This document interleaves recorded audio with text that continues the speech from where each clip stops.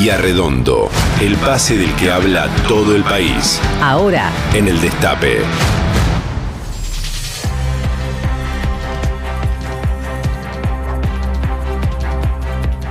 Buen día, ¿qué tal? ¿Cómo están? ¿Cómo andan? Ayer, sin ninguna duda, una de las noticias del día fue la decisión del presidente Javier Milei de retirarle la llamada jubilación de privilegio y la pensión a Cristina Fernández de Kirchner. Noticia que durante el día además evolucionó en función de quiénes serían, de acuerdo a este criterio, elegibles o no para ese beneficio, y que básicamente tiene que ver con una cuestión de persecución política, claramente. Pero me parece que el aspecto más relevante de esta novedad tiene que ver con el mensaje que se quiere dar y no con el hecho en sí. Y ese mensaje es una demostración de poder.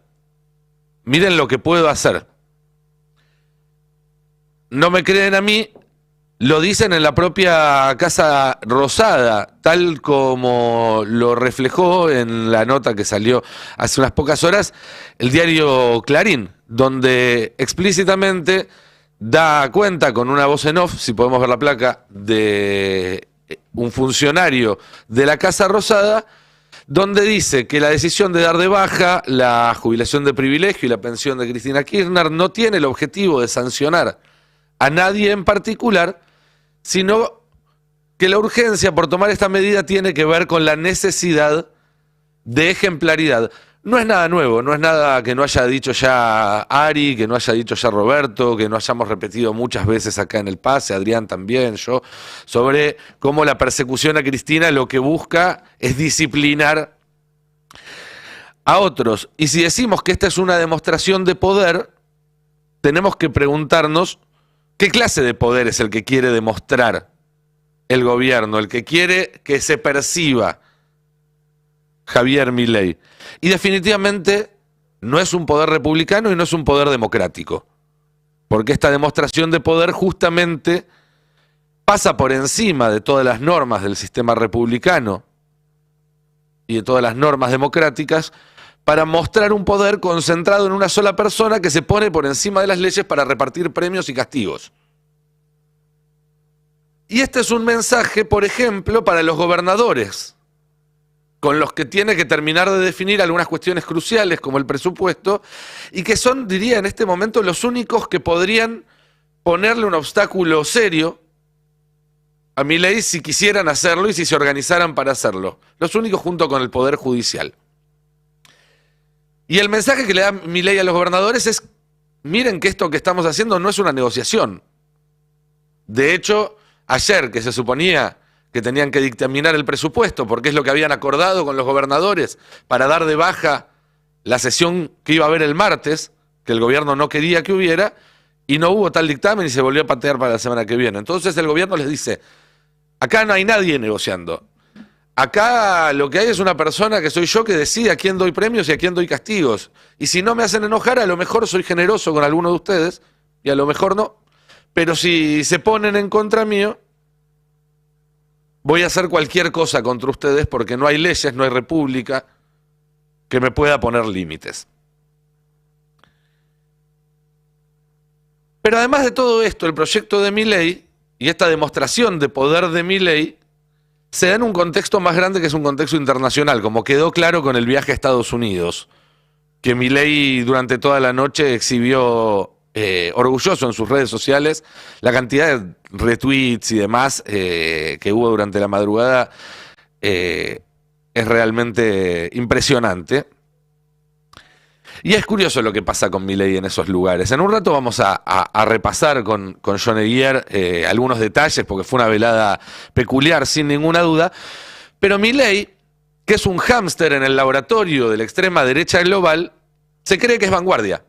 Es decir, piensa que lo están pinchando a él primero antes que otro, no porque es el conejillo de India, sino porque es mejor, porque les encanta, les cae bien a todos. Pero más allá de la posición que ocupe en la cadena alimenticia de ese sistema, lo cierto es que Milei hoy forma parte del núcleo de un experimento global.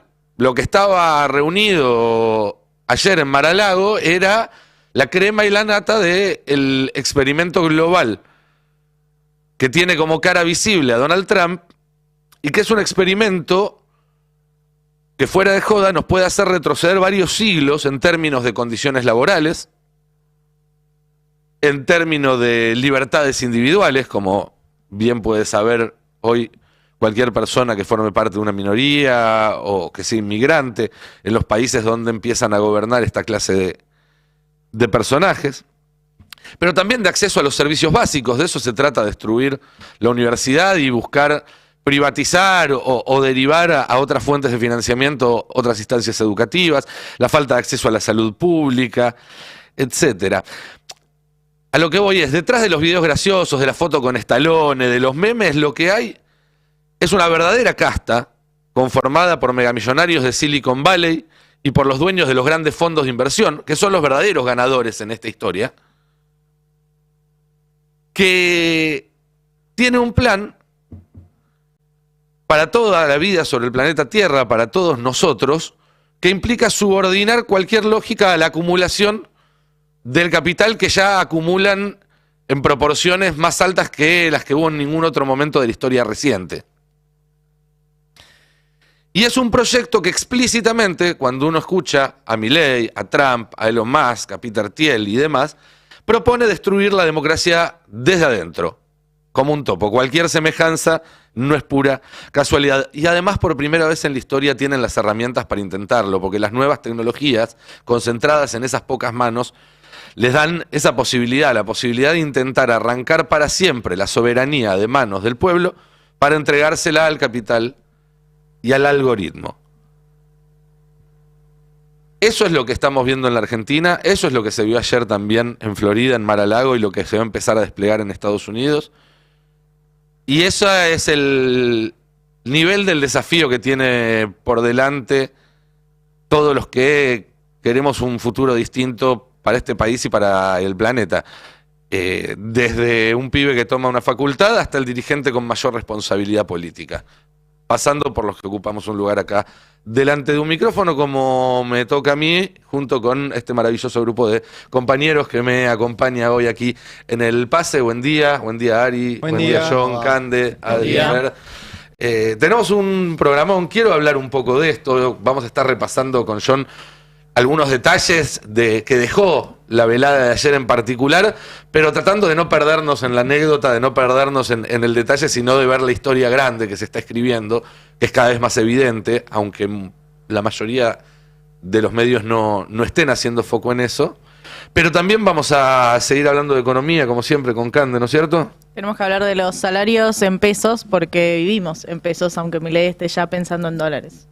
Eso es cierto, eso es cierto. No solo en Milei, cada vez más gente está pensando en dólares y ese es un problemón. Es un problema. Porque la famosa dolarización está sucediendo. Bimonetario, dice la ex vicepresidenta, ¿no? Así y es verdad, es verdad. Entonces es natural que el dólar sea un rector relevante. Sí, claro. Lo vamos a ver en un ratito cuando veamos los tours de compras a Chile y los líos que está generando eso en la frontera. Sí. Y el lío interno que hay en el Ministerio de Economía por el tema del dólar turista, que es lo que viene sí. Ahora en diciembre, ¿no? Ese lío. También tenemos novedades judiciales, Fer, que tienen que ver con toda la cuestión narcotráfico, Barra Bravas, Rosario, y que son muy inquietantes. Sí, muy inquietantes cuando uno se pregunta qué pasa en Rosario, que no se frena la violencia, por qué el derramamiento de sangre, cuáles son las consecuencias de la ilegalización de las drogas, qué negocios generan. Bueno, en Rosario están investigando a un juez que nos va a servir como ejemplo. Y quédense porque vamos a mostrar imágenes del juez respondiendo unas preguntas de una manera insólita, ¿no? Un juez que está investigado ahora por corrupción, por connivencia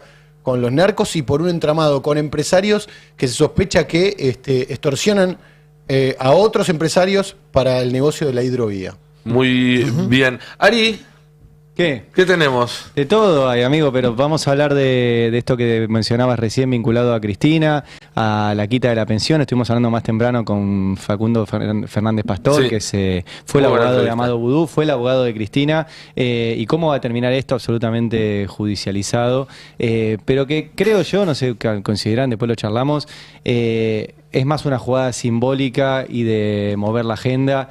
que una jugada que tenga, digamos, efecto...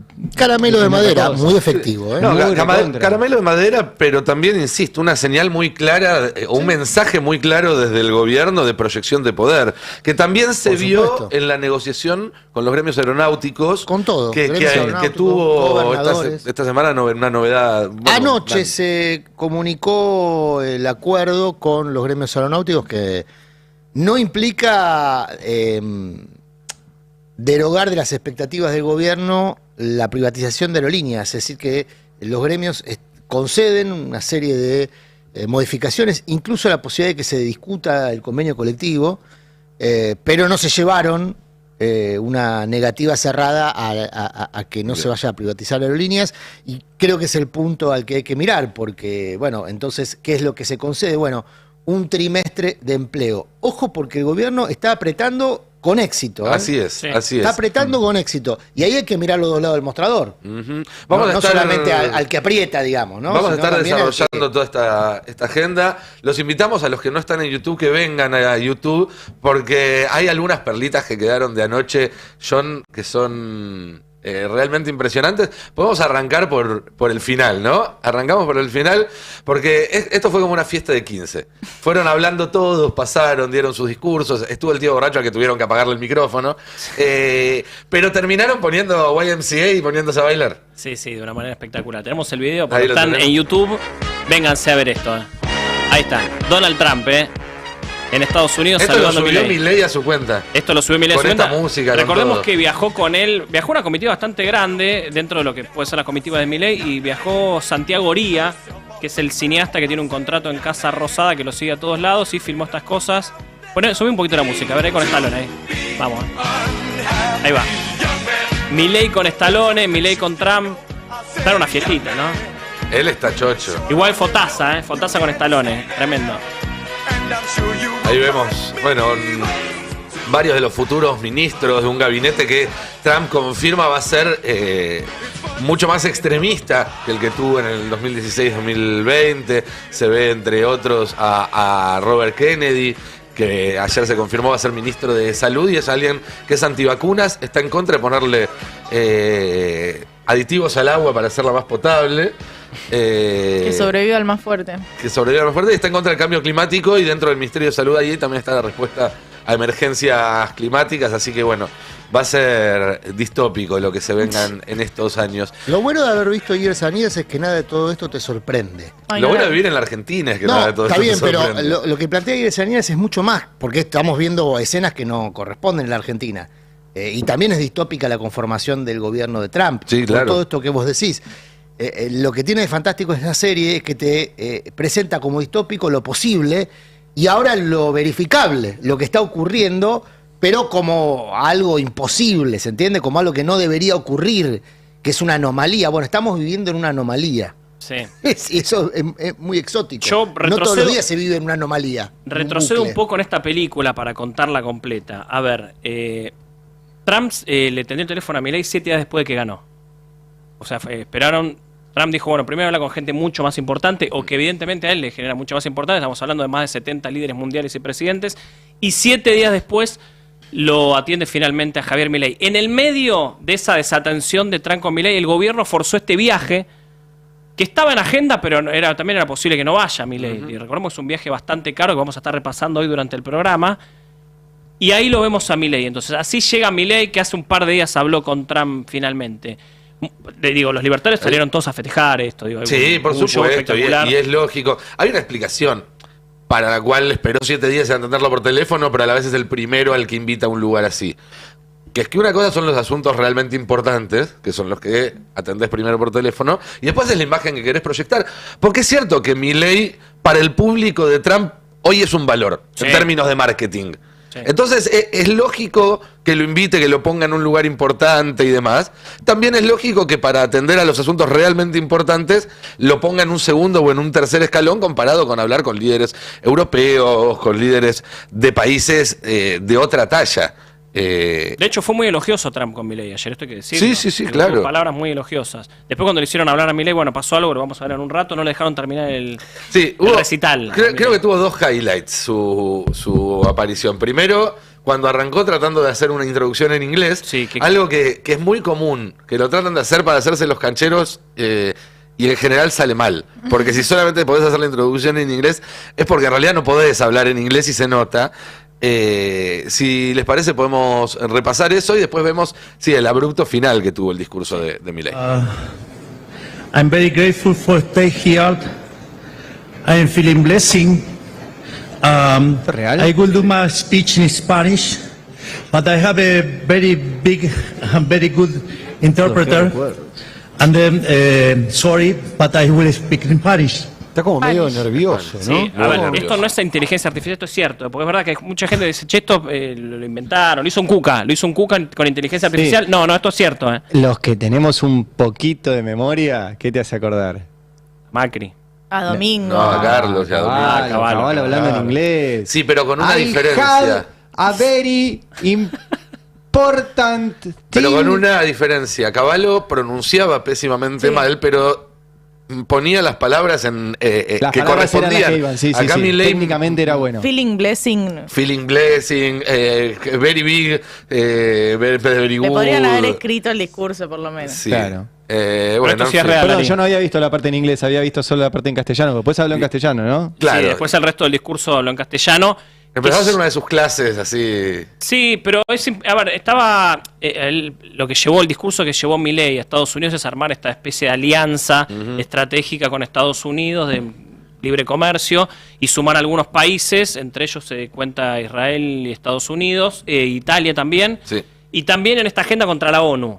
Y Meloni va a estar en Buenos Aires la semana que viene. Sí, la semana que viene, y también Macron lo va a recibir Milei ahora en unos Pero creo días. que no lo invitan a Macron a esta Liga de Naciones Libertarias. No, me parece que no. Es que es medio la internacional. Decía, bueno, ahora el mundo se respira estos aires de, no dice de derecha, dice liberales. Sí, exactamente. Y estaba dando esa parte, era la parte más importante de la ponencia de Milei, porque estaba hablando del tema de la ONU y después esta alianza estratégica de Italia, Estados Unidos, Israel y Argentina. Y en ese momento pasó algo muy llamativo que vamos a ver ahora, mira. Creo que debemos unirnos para hacerle frente a esta barbarie y formar una alianza de naciones libres tampoco habla bien de con todo el Estado occidental, estableciendo nuevos lazos políticos.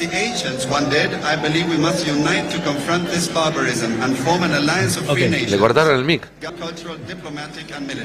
mic. Se subió una mujer al escenario y lo bajó.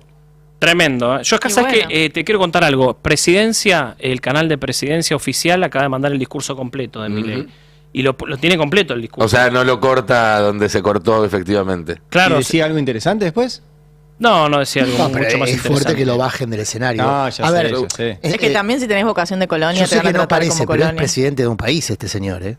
De nuestro país. Yo sé que él hace mucho esfuerzo para que nos dé vergüenza cada posición internacional que toma, algunas de ellas gravísimas, como la de ayer en Naciones Unidas. Pero es presidente de un país que es el nuestro.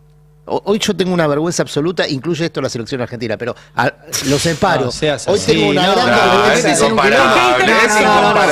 De todo lo demás de la fabricación. Te ganó un fabricante de humo. Tarjeta amarilla. Estás hablando de los campeones del mundo y campeones. No, esta no te la dejo pasar. Vos dijiste que merecía ganar Paraguay. Jugó mejor Paraguay, pero de ahí a sentir vergüenza por nuestros jugadores, no. No, por los jugadores no. ¿Y qué hiciste? No, por el concepto Argentina.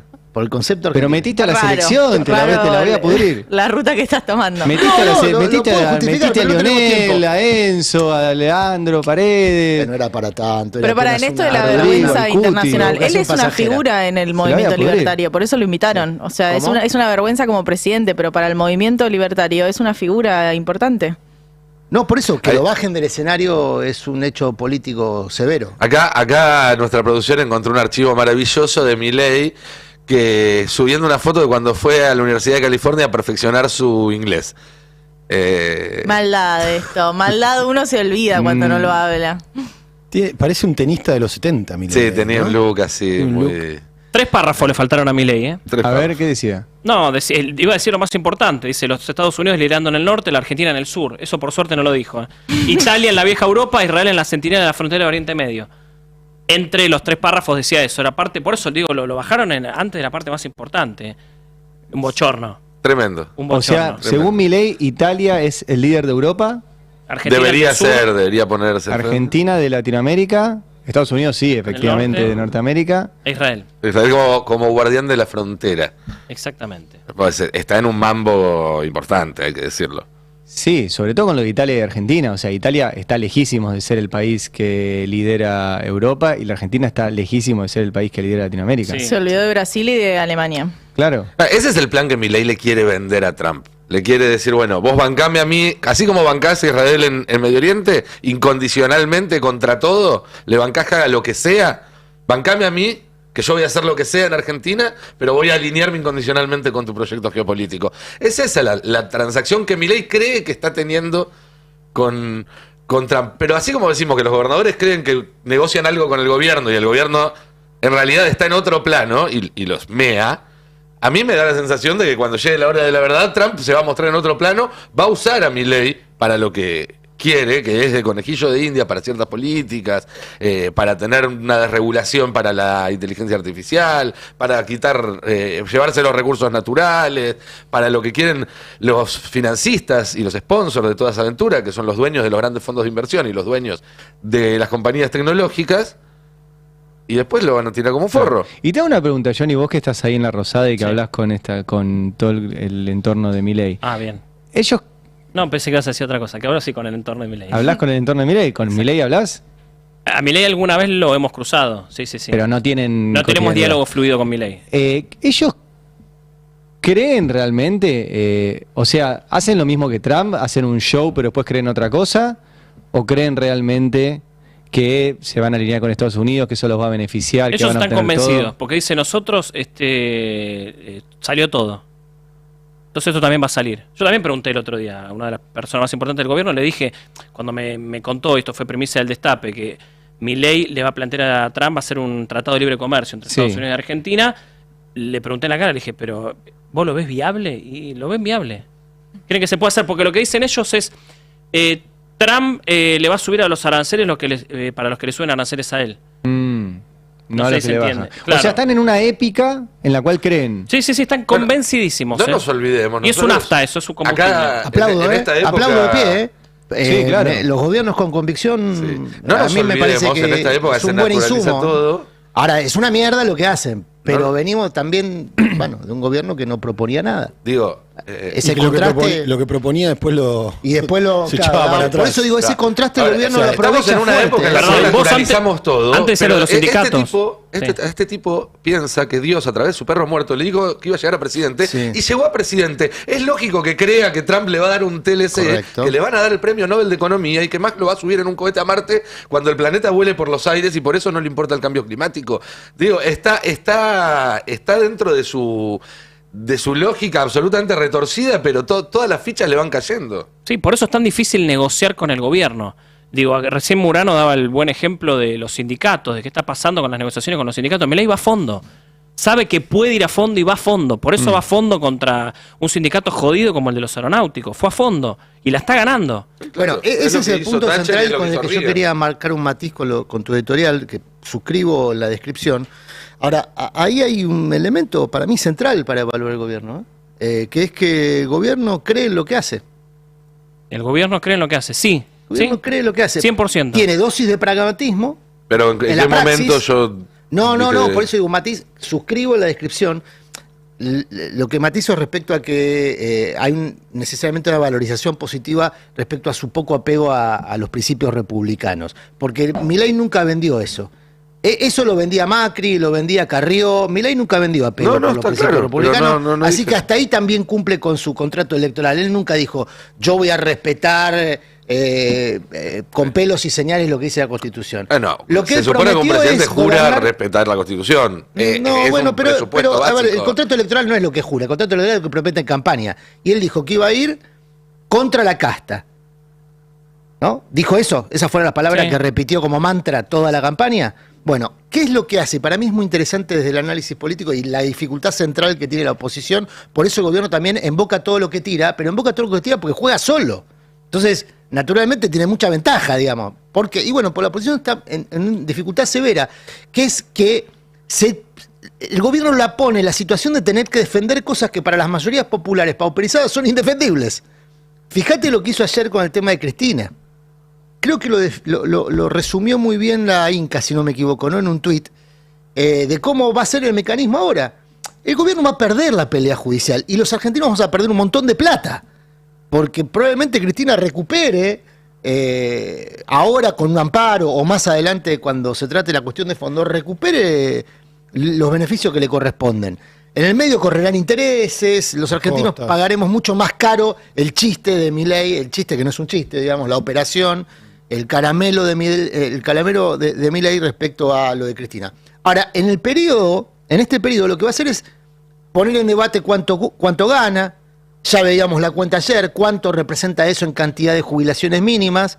Es decir, el escarnio, que es lo que interesa, va a ser efectivo. Porque además la va a poner a Cristina en el lugar de pelear por una jubilación de privilegio. Se llama así. Por lo tanto, el gobierno va a decir, ve que está peleando por sus privilegios, no está peleando por el beneficio de las mayorías populares, le interesa su privilegio. Y esa narrativa, que es la que lo llevó a Milei al gobierno, es lo que incomoda a la oposición. Te ponen una disyuntiva, que es que esto que vos decís es tal cual, o sea, te pone a defender una jubilación de 20 palos. Ahora, si no la defendés, yo hoy me acordaba de la nota que escribió Nico el día después de que ganó Trump, el tercer Trump, y el último párrafo de esa nota, alertando sobre las políticas antidemocráticas que quiere llevar adelante Trump. Milei lo que hizo hacer es pasarle por encima al Poder Judicial y al Poder Legislativo. Sí. O sea, le pasó por encima a una ley y a un fallo judicial. ¿A quién le resulta relevante eso? Bueno, por eso, pero en términos de mayorías populares, ¿es un tema que se converse en los pasillos? No. No, por eso digo que te ponen una disyuntiva de si no defendés la jubilación de Cristina, estás aceptando que Milei le puede pasar por encima a todos los poderes. No, yo creo que hay que discutirlo, por supuesto. Y que además puede bajar la jubilación que se le cante. Ese es el enfoque. Es lo que va a hacer ahora. De hecho, va a hacer eso. Si se sientan estos precedentes, Milei el día de mañana no solamente puede sacarle la jubilación a quien se le canta en cuanto a figuras paradigmáticas, es decir, a Zulema no, a Vudú sí, sino que el día de mañana, si quieren decir que todos los que entraron a la jubilación mínima por pagar la moratoria ya no les corresponde más ese derecho, va a poder hacerlo sin una ley del Congreso. Porque licuaron durante 8 meses las jubilaciones. Bueno, sí, más vale. A sola firma. O sea, lo hicieron. Sustentaron su plan económico en la reducción de poder de compra de las jubilaciones que ya eran de hambre. O sea, aún así lo hicieron. Y no están pagando costos políticos porque están angelados, en buena medida porque juegan solos en la cancha, porque la oposición está incómoda frente a eso, porque el gobierno, creo que tenemos un video para compartir esta mañana, esto pasó hoy, sobre lo de ayer, ¿qué decíamos ayer? Es un video que pasé recién al grupo, donde se ve en la ANSES el retiro humillante de un busto de Néstor Kirchner. Esto pasó hace un ratito. Un busto de Néstor en la ANSES. Claro, había un busto de Néstor en la ANSES, retiran el busto, lo filman, lo difunden. Ya habíamos visto esta misma escena en el Senado. Le cambian el nombre al gasoducto, le cambian el nombre al centro cultural. Esto se va a profundizar a medida que se acerquen las elecciones, naturalmente. Y si Cristina es candidata, mucho más. Bueno, lo venimos viendo del año pasado, esto no es nuevo igual, No. Perdón, no es del año pasado, lo venimos viendo desde meses antes del atentado a Cristina. Yo lo que digo es, lo que vos decís, yo lo suscribo. Yo creo que cuando este gobierno ahora está angelado, en algún momento va a caer en desgracia, como le pasa a todos los gobiernos. Su plan de hambre, yo creo que va a resultar insoportable, más temprano que tarde. Pero hasta que eso ocurra, el gobierno va a usar toda la caja de herramientas. Y eso a mí me provoca envidia. A mí me da pánico. Está bien, pero me provoca envidia, porque me gustan los gobiernos que gobiernan.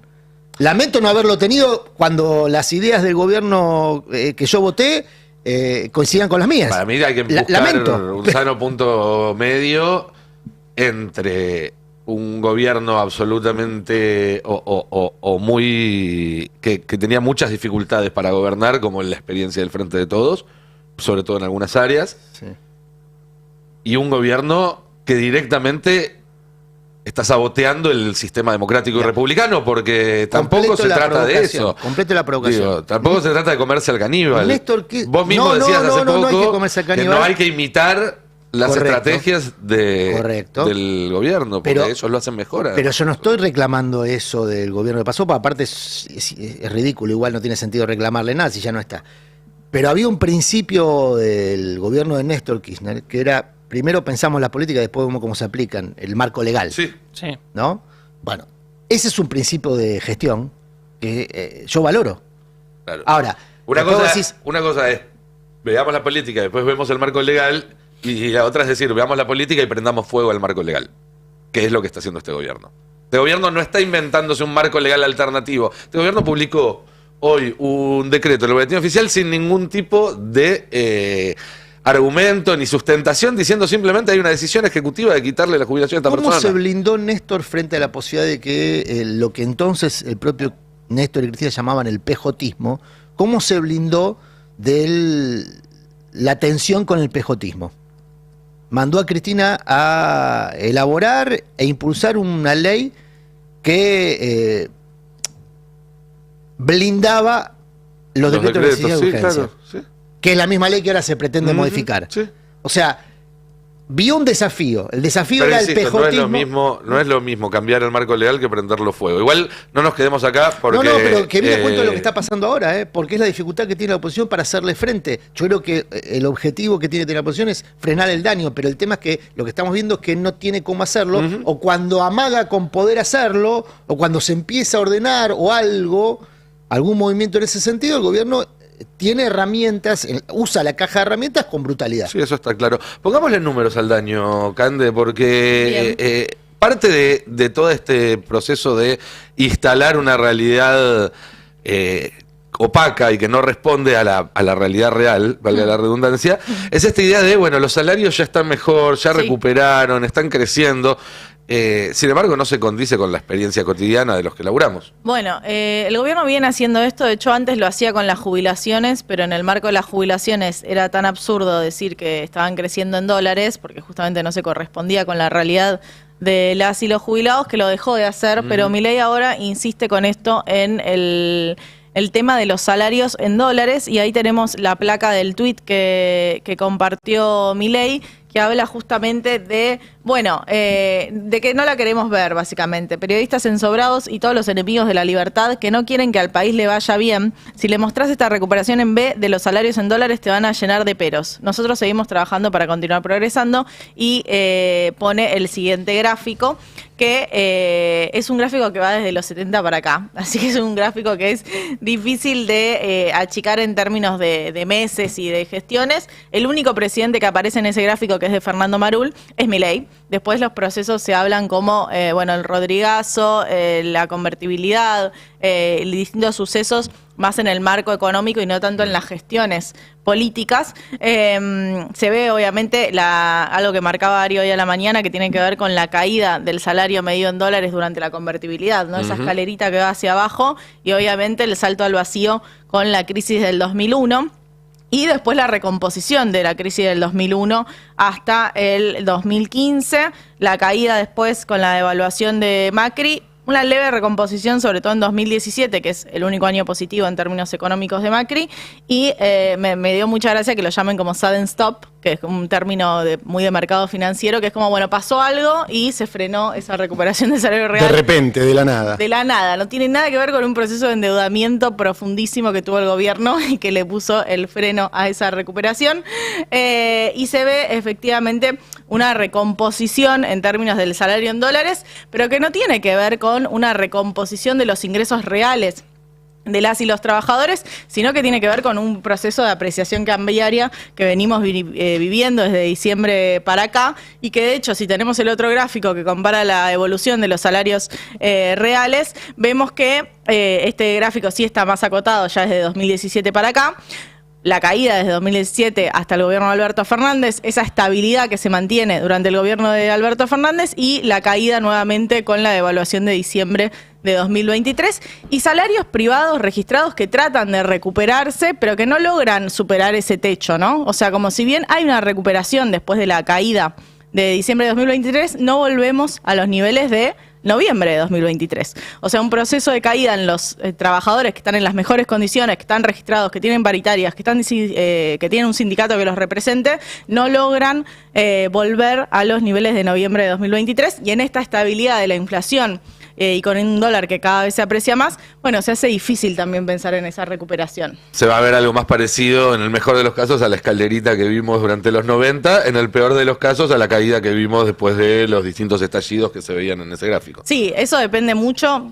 Digo, para mí no sirve ver la variación en dólares, porque yo te podría decir, vos me decís, sí, tu salario mejoró en dólares. Sí, pero mis tarifas pasaron a dolarizarse, mi consumo de comida pasó a dolarizarse y todos mis gastos se dolarizaron, entonces en términos reales no me cambian nada. Ahora es verdad que si vuelve a haber un salto evaluatorio, aunque sea con un programa del FMI, aunque sea con una liberación del cepo, que sería el mejor escenario para el gobierno, bueno, va a volver a caer el salario. Está claro. Vamos a repasar un poco cómo se veía ayer la operación que se hizo alrededor de la jubilación de Cristina Fernández de Kirchner en TN, donde directamente montaron un quirófano en el estudio de televisión. Qué raro. Y, ¿viste? ¿Sí? Una vez más. Arranquemos viendo a Jonathan Viale, cómo arrancó el tratamiento de la noticia. No llore, señor ministro. Con lo que nos gusta. No llore, señor No llore, señor ministro. ¿Te acordás de Norma Pla? Mirá, pobre Cristina, está pidiendo plata en la plaza. Pobre, como una linchera. 21 millones de pesos, ¿podés creer? 21.827.000 pesos. La mínima, 300.000 con el bono 340, sí. Si vos dividís, sí. 33 veces más o menos. Claro. ¿Entendés? La desproporción, hablando un poco de la distribución de la riqueza, mirá la distribución de la riqueza. Sí. Podrían también hablar la diferencia entre un salario mínimo y el salario de los que están saliendo ahí en cámara, pero quedaría una proporción, calculo que más alta todavía. ¿En blanco o en sobre? Pero de nuevo, te hacen mirar los números, tenés razón.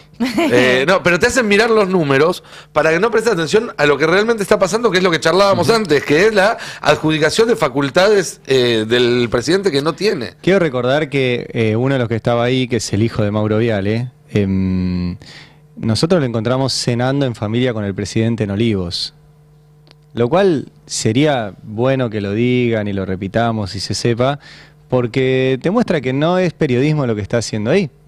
Está trabajando como relacionista público de su amigo con el que va a comer en Olivos. Es otro trabajo. Yo entiendo que haya gente que se... A ver, es muy efectivo el enojo porque alguien cobre 21 millones de pesos. Debe haber en la Argentina... No sé cuánta gente que tenga ese ingreso mensual en blanco. Estamos hablando de una expresidenta, viuda de otro expresidente, y la ley dice que le corresponde eso. Uno podría decir, Cristina podría haber sido, haberse adelantado a esta situación y hacer como hacía Milei, que donaba su sueldo. Bueno, yo quiero saber de qué vivía Milei mientras donaba su sueldo. Y también lo hemos hablado muchas veces, si los funcionarios públicos no tienen un buen sueldo, ¿quién les paga? Cristina además no tiene las cuentas. ¿Alguien le paga? Las cuentas embargadas por todas las causas. Perdón, pregunto sin saber. No sé en este momento cómo están. Sí las tuvo en su momento, no sé exactamente ahora. Pero porque quizás es su único ingreso, además, ¿no? Sí, pero yo reconozco que es muy hábil el gobierno en meter este tema, es lo que decía Adrián antes. O sea, nos va a encontrar ahora defendiendo una situación que es que alguien tenga ese ingreso. Yo creo que está bien y le corresponde a Cristina tener los dos ingresos, porque además así lo dice la ley y está bien, pues si no adaptamos la ley. Es que lo que está bien y se corresponde es que se cumpla la ley. Sí. Ese es el punto, más allá de lo que diga la ley. Pero el problema, y por eso repito lo de Jonathan Viale con Milei, es que está en riesgo la democracia si el presidente empieza a tomar este tipo de decisiones. Entonces no es el número lo que hay que discutir, es si el presidente puede decidir quién cobra y quién no cobra, quién tiene un derecho y quién no lo tiene, qué ley se cumple y qué ley no se cumple. Y esa es la discusión, a mi entender, ahora. Claramente. Lo que van a intentar es otro, y la verdad que si yo tuviera que hacerlo, es bastante fácil, digamos, está muy servido. Y aún así recurren a los dos elementos más absurdos para llevar esa conversación pública, esa discusión a donde ellos quieren. Si no, veamos lo que le hicieron hacer a la pobre Guadalupe Vázquez. No. Que no viaja a Disney. Exacto, que no viaja a Disney, que no puede ir a Miami, que no puede ir a Nueva York. Y Cristina está a un paso de que le ocurra. Casualmente están por llegar los halcones republicanos de la Florida al poder, de derecho. Y ahí Cristina se las va a ver complicadas para que le renueven la visa. Mira, Guada, mirá lo que dice Carlos Rucauf, el primero que dijo esto, hay que reconocerlo. ¿Por qué le ponen esa música? El senador Rubio el senador Rubio exigió a Biden en su momento sanciones para Cristina y sus familiares, entre ellos negarle el ingreso al país. Oh, casualidad, el senador Rubio va a ser secretario de Estado. Nada menos que secretario de Estado, justamente alguien de origen cubano que cree que, y te diría que prácticamente no le perdona a Cristina haber permitido la entrada de la influencia china, el gran enemigo republicano, a Latinoamérica, y va a ser uno de los ejes de su gestión si es que efectivamente se concreta esta designación. Qué gracioso que es, si no fuera real. Como si fuera la Argentina la que decide si China ingresa a Latinoamérica, a Brasil. Es loco. Posta que es increíble que estas personas sigan teniendo tanto aire. Hay que hablar en serio después de ponerte las orejitas de Mini, ¿no? Después... Sí, no sé, Almodóvar solía decir que si vas a hablar en serio no lo digas de manera solemne, digamos, decirlo con una sonrisa. Está bien, pero con las orejitas. El tema ahí también, yo que suelo tener memoria, ¿se acuerdan que hubo un tiempo en el Consejo de Seguridad de Naciones Unidas van rotando hay unos miembros permanentes, que son los ganadores de la Segunda Guerra Mundial, incluido China, que está también en ese Consejo de Seguridad, y hay países que van rotando. Hubo una vez que le tocó a la Argentina, no sé si se acuerdan, y fue Cristina, y lo tenía delante Obama. Y se estaban discutiendo cuestiones vinculadas a la paz en el mundo, ¿viste esa cosa que a veces echan la paz en el mundo, que nadie venda armas, qué sé yo? Y Cristina, y estaba Putin. Estaba Putin, Obama y Cristina. Y Cristina, no sé si se acuerdan, tendría que haber traído el archivo, porque le decía, ustedes nos echan la culpa a nosotros de los quilombos en el mundo, y los que hacen guerra son ustedes, los que compran armas son ustedes, los que tienen las empresas que fabrican armas son ustedes son los responsables de este quilombo. Y se lo dijo en la cara al presidente de los Estados Unidos en una reunión de Consejo de Seguridad de la ONU. Yo que le dejen entrar o no la dejen entrar a Estados Unidos, que son estas pavadas. Además, Cristina, ¿cuántas veces viajó a Estados Unidos en los últimos? Yo que sé, a Cristina le encantaba ir a Estados Unidos. De hecho, decía que era que son esas otras cosas. No pasa por ahí el tema. No, por eso, no va ahí. De hecho, al único lugar que viajó fue a Cuba porque le destrozaron la salud a su hija, acusándola de participar de una asociación ilícita cuando tenía 13 años. Y después un par de viajes para participar de actividades a México, y creo que alguna vez en España. Pero de vuelta, es todo, como dice Adrián, caramelos de madera, ¿no? Ahora, no hay ahí ningún argumento. Argumentos había cuando Cristina no seguía los lineamientos de Estados Unidos. Ahora, son caramelos de madera con astillas. Y son caramelos de madera que lastiman. Porque ahí también hay negocios, como siempre decimos. Lo que sí hizo el gobierno de Cristina, que ni siquiera se le ocurrió a Cristina, se le ocurrió a Brasil, porque el líder en Latinoamérica es Brasil, fue adoptar la norma para la televisión digital china. ¿Por qué lo dicen ahí en TN? Porque TN había apostado a la norma europea. Entonces Manieto había invertido un montón de guita y de repente Brasil adoptó la norma china. Y China o japonesa, no me acuerdo, sí, China era. Y Argentina fue detrás. Bueno, todo se explica ahí. En el medio te dicen que el problema es que no la dejan viajar a Cristina. Sí, había equipos también. Decía lo de caramelos de madera con astillas, porque el personaje que mencionaban, Marco Rubio, que todo eso que ellos contaban ahí en TN, nosotros lo habíamos contado acá en el Pase, que había pedido que a Cristina le den el mismo tratamiento que se le dio al expresidente paraguayo Cartés, amigo personal de Mauricio Macri, que lo fue a visitar en plena pandemia. Es una persona... Japonesa, perdón, era japonesa, que pero no era la que tenía Clarín. Cuando anunció en sus cuentas que iba a asumir como secretario de Estado, que es el cargo más importante, políticamente hablando, del gabinete norteamericano. Entendamos esto, si acá en la Argentina el cargo más importante es el ministro de Interior, porque Argentina es un país que ve su desarrollo pensando, o en teoría, pensando hacia adentro, Estados Unidos, por su naturaleza imperial, tiene su cargo más importante en la relación con el mundo. Por eso es el secretario de Estado. La razón de Estado de Estados Unidos es hacia afuera, no hacia adentro. Y va a ser este tipo Marco Rubio, que subió este posteo el día que asumió. Dice, dirigir el departamento, lo subió en inglés y en castellano, porque es de Florida y es latino. Dice, bajo el liderazgo del presidente Trump lograremos la paz a través de la fuerza. Esa es la frase que elige él para presentarse como diplomático, como jefe de la diplomacia de Estados Unidos. Lograr la paz a través de la fuerza. De nuevo, así como sucede a nivel interno, donde se va destruyendo la democracia por dentro, también se intenta romper el nuevo orden internacional, el orden multipolar que está vigente en los últimos tiempos para recuperar la centralidad de Estados Unidos. ¿Y cómo? A la fuerza. Esto también para los que hacían una lectura simplista de la política norteamericana, diciendo los demócratas van a la guerra siempre y los republicanos son pacifistas. No, señores, los republicanos no son pacifistas. Nixon terminó la guerra de Vietnam porque no le quedaba otra. Y Trump, es cierto, fue menos agresivo que Obama, que fue el presidente más agresivo de los después de la Segunda Guerra Mundial. Le dieron el premio Nobel de la Paz. Y le dieron el premio Nobel de la Paz. Vos dijiste acá, Nico, que para muchas personas la democracia es un significante vacío ya, porque no, creo que lo dijiste vos y si no se dijo en esta mesa. Sí, se fue basando de significado. Claro, entonces yo siempre digo lo mismo.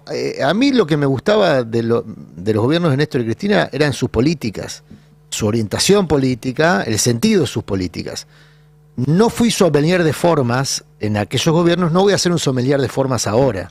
A mí la forma, por eso yo admito ser el menos republicano probablemente de esta mesa, así que lo digo desde ese lugar. A mí las formas, con la cantidad de carencias, necesidades y urgencias que tiene la Argentina, me parece un debate gourmet. Está bien, pero también decías que te da vergüenza internacional las posiciones que estaba tomando Argentina y es parte de lo mismo. No, me da vergüenza que lo saquen del estrado porque ratifica la intención que tiene Estados Unidos con la Argentina, no con Milei. Y Milei se ofrece al país en el que yo vivo, con una vocación que supera por 10, por 15, por 20 el concepto de relaciones carnales. Es mucho más profundo que eso. Más porno. A ver, el nuevo embajador en los Estados Unidos fue el fundador del sitio de Remate. Claro, por eso, y fue puesto ahí para eso y fue puesto por un presidente que inmediatamente ganó Trump, le prometió a Trump que iba a hacer todo lo posible para hacer a Estados Unidos grande de vuelta, no a la Argentina, a Estados Unidos grande de vuelta. Y no solamente eso. Ayer yo pasé la foto, no sé si la tenemos cargada, si no, no importa. A esa ola se sumó, por ejemplo, la vicegobernadora de Mendoza, que tiene yacimientos de energía muy relevantes, Eve Casado se llama. Si no la conocen, ayer había pasado la foto que se puso una gorrita con Make America Great Again, y se sube a la ola de argentinos favoreciendo los intereses de Estados Unidos. Algo que no es nuevo, ¿eh? No es nuevo, lo que es obsceno en esta temporada. Entonces vuelvo a lo que yo decía recién. No es que no fui sommelier de modos con Cristina y con Néstor, no voy a ser sommelier de modos ahora. Sí, por supuesto, ahí la vemos a Eve Casado celebrando el triunfo de Trump con la gorrita desde un despacho público de la Argentina. O sea, que no es solamente Milei. Si nosotros creemos que es solamente Milei, estamos equivocados. Es todo un ecosistema que aparte como se ve victorioso, se ve triunfal, va a ir sumando cada vez más personas transversalmente. Vemos cómo, por ejemplo, fracasan las sesiones en diputados porque hay gobernadores que son muy sensibles a los intereses del Poder Ejecutivo, porque el Poder Ejecutivo los disciplinó. En muchos casos los domesticó de entrada, Jaldo. A los 10 minutos ya lo tenía comiendo de la mano. Otros, bueno... Jalil le costó un poquito más. Claro, sí, pero unos meses más. Se encarecieron un poquito. Pero al poco tiempo ya los tenían más o menos, es poco tiempo, 11 meses de gobierno los tienen más o menos domesticados. Un gobierno que asumió con 19 diputados, Nico, vos conocés la aritmética parlamentaria. ¿Qué decíamos todos cuando asumió Milei? No tiene soporte institucional. Igual ahí hay una cuestión, y retomo lo que decías hace un rato, comparar las, si se quiere, libertades en las formas que se tomaron otros gobiernos con lo que está pasando ahora, es como creer que el día de mañana llega al poder un candidato peronista, hace un DNU como el 7023 y ese DNU dura más de 24 horas antes de que se los volteen. ¿Sí?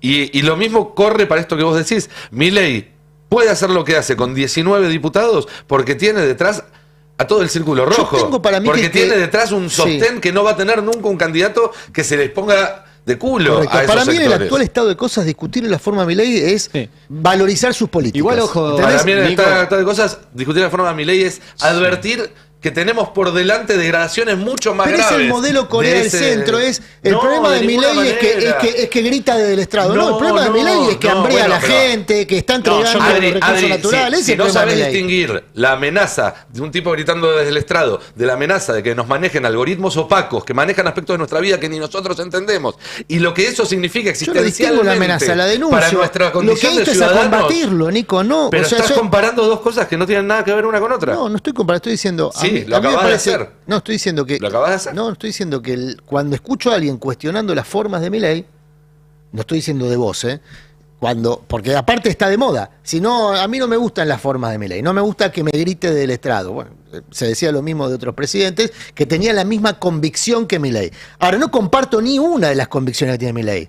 Y además me parece que los métodos, como vos decís... Mira, ayer hablamos con la gente de Revista Crisis acá, que no fue un escándalo, pero debiera serlo. Le inventaron una sociedad en Miami a periodistas que denunciaron cómo funciona ese sistema opaco que manipula el algoritmo. Una revista que se hace a pulmón, no sé si todos la conocen, pero sí, es una revista que se hace a remo contra dulce de leche. Se puso a investigar una empresa de la constelación de empresas que operan el algoritmo en redes sociales para el gobierno. Le crearon una empresa offshore en Miami, o una LLC en Miami, para denunciarlos de negocios sucios. Eso es guita, Eso cuesta plata. Hay gente que está gastando mucha plata en ese tipo de operaciones sucias. Y hay que denunciarlo, porque sobre todo, insisto, Milei no puede hacer lo que hace solo. Cierro con esto. Fundación Faro, miércoles por la noche. Nosotros comentamos acá que se había hecho, mostramos a Milei. Ahora se empiezan a conocer las caras que pusieron un montón de guita para estar en esa agencia de recaudación, porque en definitiva se presenta como una agencia de recaudación para una batalla cultural que paga y financia toda esta opacidad que vos describís. Estaban los top 5 de la energía de la Argentina. Estaba Claudio Velocopit, un tipo al que mearon durante un mes de manera consecutiva y lo domesticaron. Estaba ahí poniendo 25 lucas verdes para participar de un acto a ver si le dan o no le dan algún otro favor a futuro. El sistema de poder económico de la Argentina está muy acostumbrado a ser rápidamente domesticado por quien tiene el poder. Y lo que está demostrando Milei es que ejercita el poder. Pero no siempre. No siempre. Cuando el que tiene el poder y actúa en favor de ellos. Sí, claro. Durante el periodo de tiempo. No se alinean cuando el que tiene el poder le dice, che, hay que repartir un poco, muchachos, porque la gente se está muriendo de hambre. Cuando alguien de las características de Milei ejerce el poder, las características de Milei, ¿cuáles son? Estas. Le dice a los ricos que los va a hacer más ricos. Entonces, ¿por qué los ricos estarían en contra de Milei? ¿Qué sentido tendría? Los que tenemos que estar en contra somos nosotros, que somos las víctimas de ese plan. Ahora, el problema, y otra vez volvemos a un tema de siempre, es el problema de representación de las víctimas. Y ahí también el gobierno está operando con mucho éxito. Porque, mira, quieren ver el tema de lo que pasó ayer con aerolíneas, porque está directamente relacionado con eso. ¿Cómo domesticó, lo decía Johnny recién, cómo hizo para domesticar a 7 gremios que en general son peliagudos, que son difíciles, que se la hicieron difícil a todos los gobiernos, incluso a los afines? Con el gobierno de Cristina también tuvieron muchas tensiones y consiguieron muchos beneficios. Y sin embargo, en una semana los domesticaron. Bueno, ¿quieren ver lo que pasó? ¿Les parece o no? Vale. ¿Sí? Bueno, noticia de ayer. Cambios en los beneficios y condiciones laborales para pilotos, tripulantes, trabajadores de rampa y check-in. Son los 3 gremios que participaron de la ronda de negociaciones. Otra vez, lo que comentábamos recién con Ari de lo difícil que, claro, para los gremios resulta defender estos beneficios en público. ¿Cuáles son los beneficios que se le retiran a los pilotos? Traslados gratuitos en remises, eso va a terminar en verano. Se eliminó el asiento de descanso en clase ejecutiva para vuelos a Europa, había un asiento reservado y en algunos casos hasta el 80% de bloqueo en clase ejecutiva para familiares de los pilotos y tripulantes. Eso se deroga. Se empieza a computar, se derogó el inicio del cómputo de horas laborales desde el momento de la salida de la casa de los pilotos. Antes se empezaba a computar el horario laboral desde el momento en que salían de la casa. Bueno, ahora va a ser desde el momento en que efectivamente llegan a su puesto de trabajo. En el caso de los tripulantes se modifican los traslados gratuitos, como en el caso de los pilotos. Se modifica también el cómputo de horas laborales, que comienza también, como pasa con los pilotos, al arribar a la terminal. Se modifican los sistemas de incentivos. Se va a dar un incentivo salarial por productividad, básicamente el estímulo a trabajar más horas que las que indica el convenio, con lo cual se empieza a flexibilizar el convenio. Otra flexibilidad del convenio, los tripulantes van a poder volar a cualquier zona y en todas las flotas. Hasta ahora los tripulantes estaban limitados a volar en zonas específicas y en flotas específicas. Trabajadores de rampa y check-in, bueno, van a tener nuevas funciones, incluida la atención a terceros, es decir, vender los servicios de intercargo a otras compañías o eventualmente tercerizar la tarea de intercargo a otras compañías. Se dieron todo. Bueno, se dieron bastante. Bastante. ¿Frente a qué? Bueno, frente a un gobierno que públicamente les dijo, o aceptan esto o lo cierro. Sí. Frente a eso... Y sabe que lo pueden hacer. Claro, frente a eso, lo que se mide ahí es la convicción de hacerlo. Che, es el póker, digamos. ¿Este está blofeando o este está hablando en serio? ¿Este va a cerrar intercargo?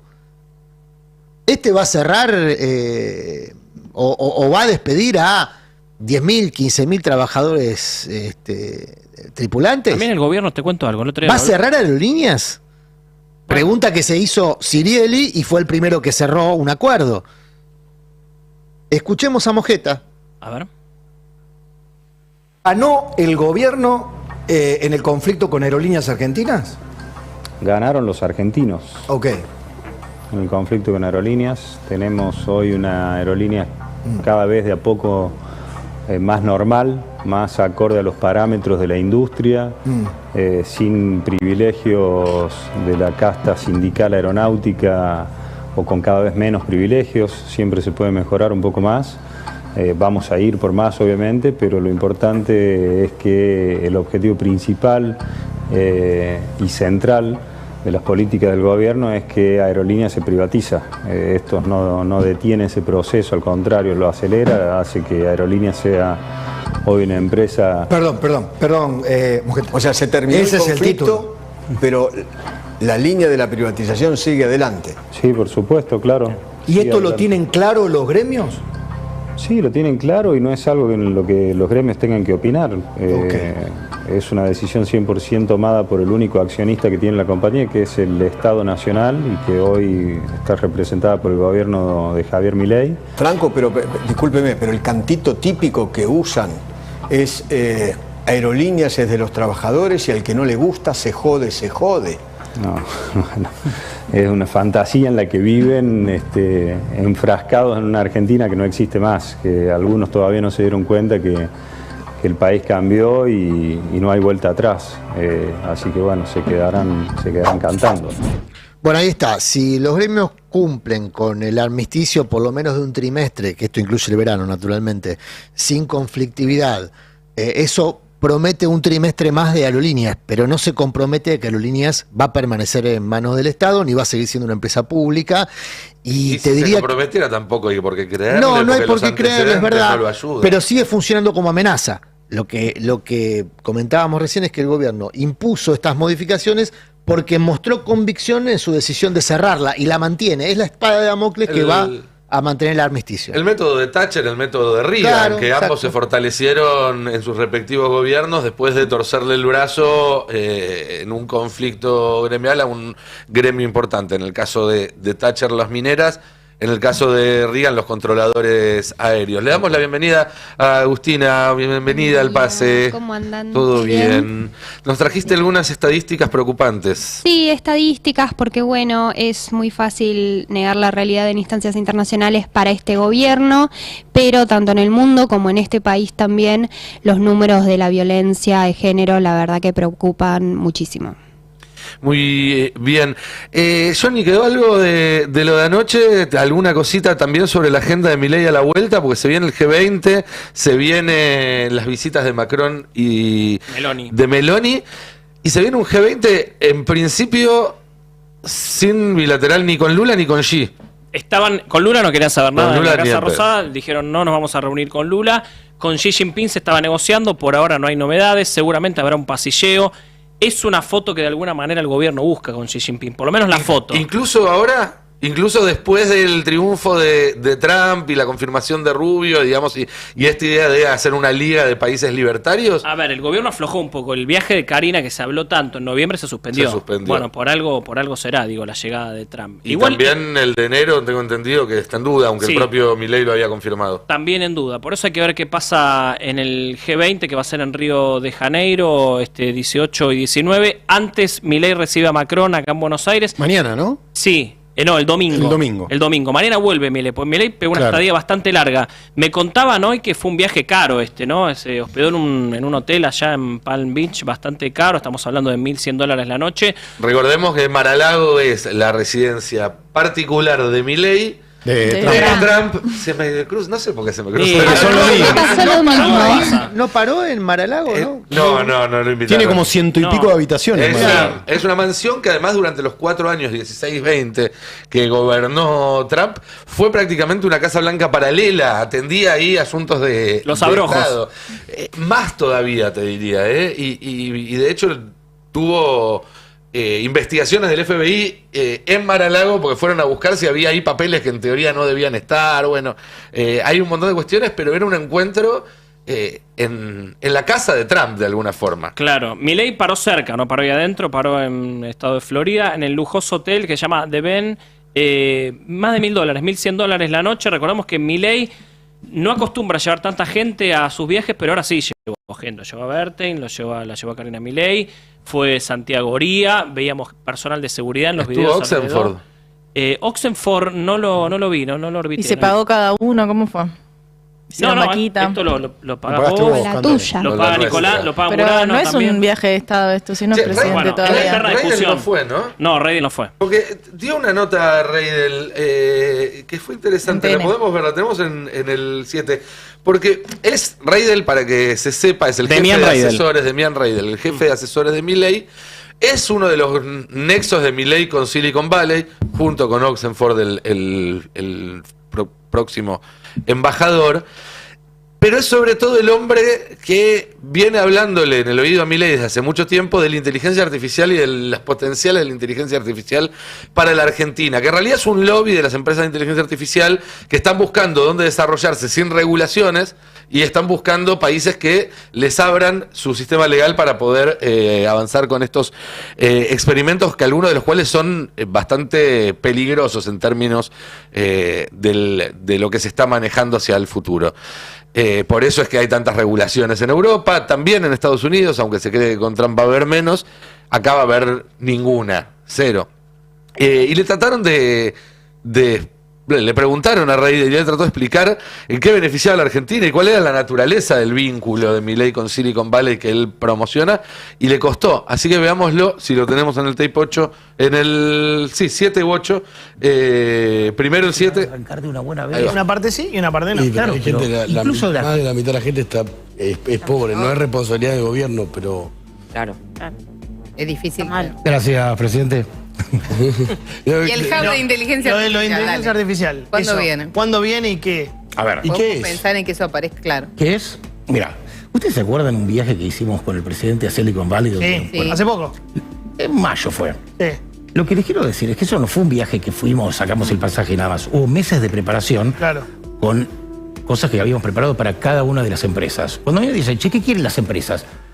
Esa pregunta no está bien expresada, porque las empresas no existen. Son distintas empresas con distintas necesidades. Cada empresa quiere, por ejemplo, Apple vende iPhones. Sí. Entonces, una empresa de hardware que vende cosas y quiere simplemente tener una operación comercial razonable.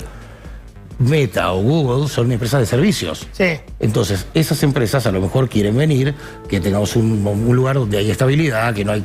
¿Nos conviene que ahí vuelvo, que haya ganado Trump? ¿Le conviene a la Argentina por la relación Milei-Trump? Astronómicamente nos conviene. Astronómicamente. Para ponerlo tranqui. No, pero ¿por qué? ¿Por la buena onda entre ellos o por qué? A ver, tampoco es que sea alguna cosa exclusivamente personal, solo que estoy con la voz un poco... No, es más bien ideológica, me parece, ¿no? Mira, nosotros tenemos temas con el Fondo Monetario, Estados Unidos es el shareholder más importante. Claro.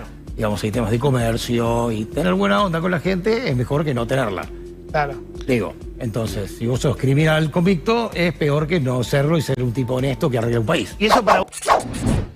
Es impresionante cómo le preguntan por inteligencia artificial y termina diciendo, bueno, Apple quiere venir a vender teléfonos, ¿no? No quiere meterse en de qué se está discutiendo con estas empresas y qué es lo que realmente quieren, porque nadie piensa que para Apple Argentina sea un mercado importante en términos de cuántos iPhones se venden. Sí, ayer sabes que hablando del nuevo embajador en Estados Unidos, Alejandro Oxenford, me decían que es un tipo, que es un woke. Vieron que está de moda ahora el wokismo. ¿Pero cómo es un woke? Sí, me decían que, a ver, me dieron algunos detalles, datos, no sé si son públicos algunos, sobre su intimidad y sobre lo que él piensa, que no tiene nada que ver con este ¿Creen gobierno. los derechos de las mujeres? No, me muero. Creen en los derechos de las mujeres, en los derechos de la agenda LGBT. Gracias Dios. Gracias Dios. Creen en el cambio climático. Creen una serie de cosas que no tienen nada que ver, por lo menos con la línea del presidente. Después veremos cómo lo cumple. Yo creo que ahí puede haber algo. Ahí puede haber un problemita para Milei y también para Wertheim. Atención a lo que se viene. Porque tampoco tiene que ver con, digo, yo creo que le hubiese gustado que ganara Kamala a Oxenford. Pero bueno, va a ser el embajador de un Estados Unidos que está gobernado por Trump. Hay que ver cómo lleva él internamente esa contradicción. Sí, él igual ya venía teniendo vínculo con Milei y apoya fuertemente el gobierno de Milei. Está totalmente alineado. Totalmente alineado. Pero en su intimidad, digo, no cree tanto en lo que está... En la batalla cultural. En la batalla cultural de Milei y de Trump también. Pero mientras crea en el derecho de los multimillonarios a seguir acumulando sin ningún tipo de límite, creo que todo lo otro es negociable, porque de fondo la discusión que se está dando un poco es esa y son los que están sponsoreando tanto la experiencia de Milei como la de Trump. Sí, que eso es lo más importante, porque vos después podés pensar lo que quieras forma privada, pero si vos cumplís públicamente con la línea del presidente, porque ahora lo que se le viene al gobierno y lo viene impulsando ya hace semanas en este autoritarismo que estamos viendo, que es cumplir la línea del presidente, no salirse un centímetro de la línea del presidente y sobre todo en lo que es las relaciones internacionales, exteriores. Lo vimos ayer, bueno, lo que pasó con la ONU, también la votación esta. Sería bueno recordarle a los funcionarios que la obediencia de vida en la Argentina no existe, ¿no? Sí. Digo, pues si se profundiza esta idea de yo soy el presidente, doy órdenes sin fijarme en las leyes, sin tener en cuenta la Constitución, ustedes cúmplanla y al que se corre lo excomulgamos, hay que ver cuál es el costo de una excomulgación ahora versus el costo de profundizar esto y hacer caso cuando todo pase, porque todo pasa, todo el que termina sabe tarde eso o es temprano. Santiago Caputo, ¿no? Porque al no ser funcionario no va a ser imputado por ninguna decisión de Estado que tome. Entonces se anticipó a esa realidad, que es que la ley de obediencia de vida no rige, y para evitar ser imputado, evitó ser funcionario, ¿no? Sí, es un monotributista que... Digo, tiene más ahí poder hay que alguien que tomó una precaución, el otro era algo sabrá, ¿no? Bueno, el otro era Sturzenegger, que había ido en la misma línea. Sturzenegger postergó su designación, creo que por lo mismo, porque hay decisiones que los involucran directamente. Ayer mencionábamos lo de Juliana Santillán, ¿se acuerdan? Y creo que con Fero charlábamos de, bueno, yo no me meto en la vida personal de las de los funcionarios. Sí, porque hablamos de la relación que hablábamos con un lobista de la privatización. Con Guillermo Tofoni. Pero después de eso, hablando con Fede Lamas, compañero que hace deportes en Verdades Afiladas, contó que Tofoni, desde ayer, la persona con la que se presenta siempre Juliana Santillán y que eventualmente sería su pareja, firmó como apoderado en el acuerdo que hizo Estudiantes con una empresa privada extranjera.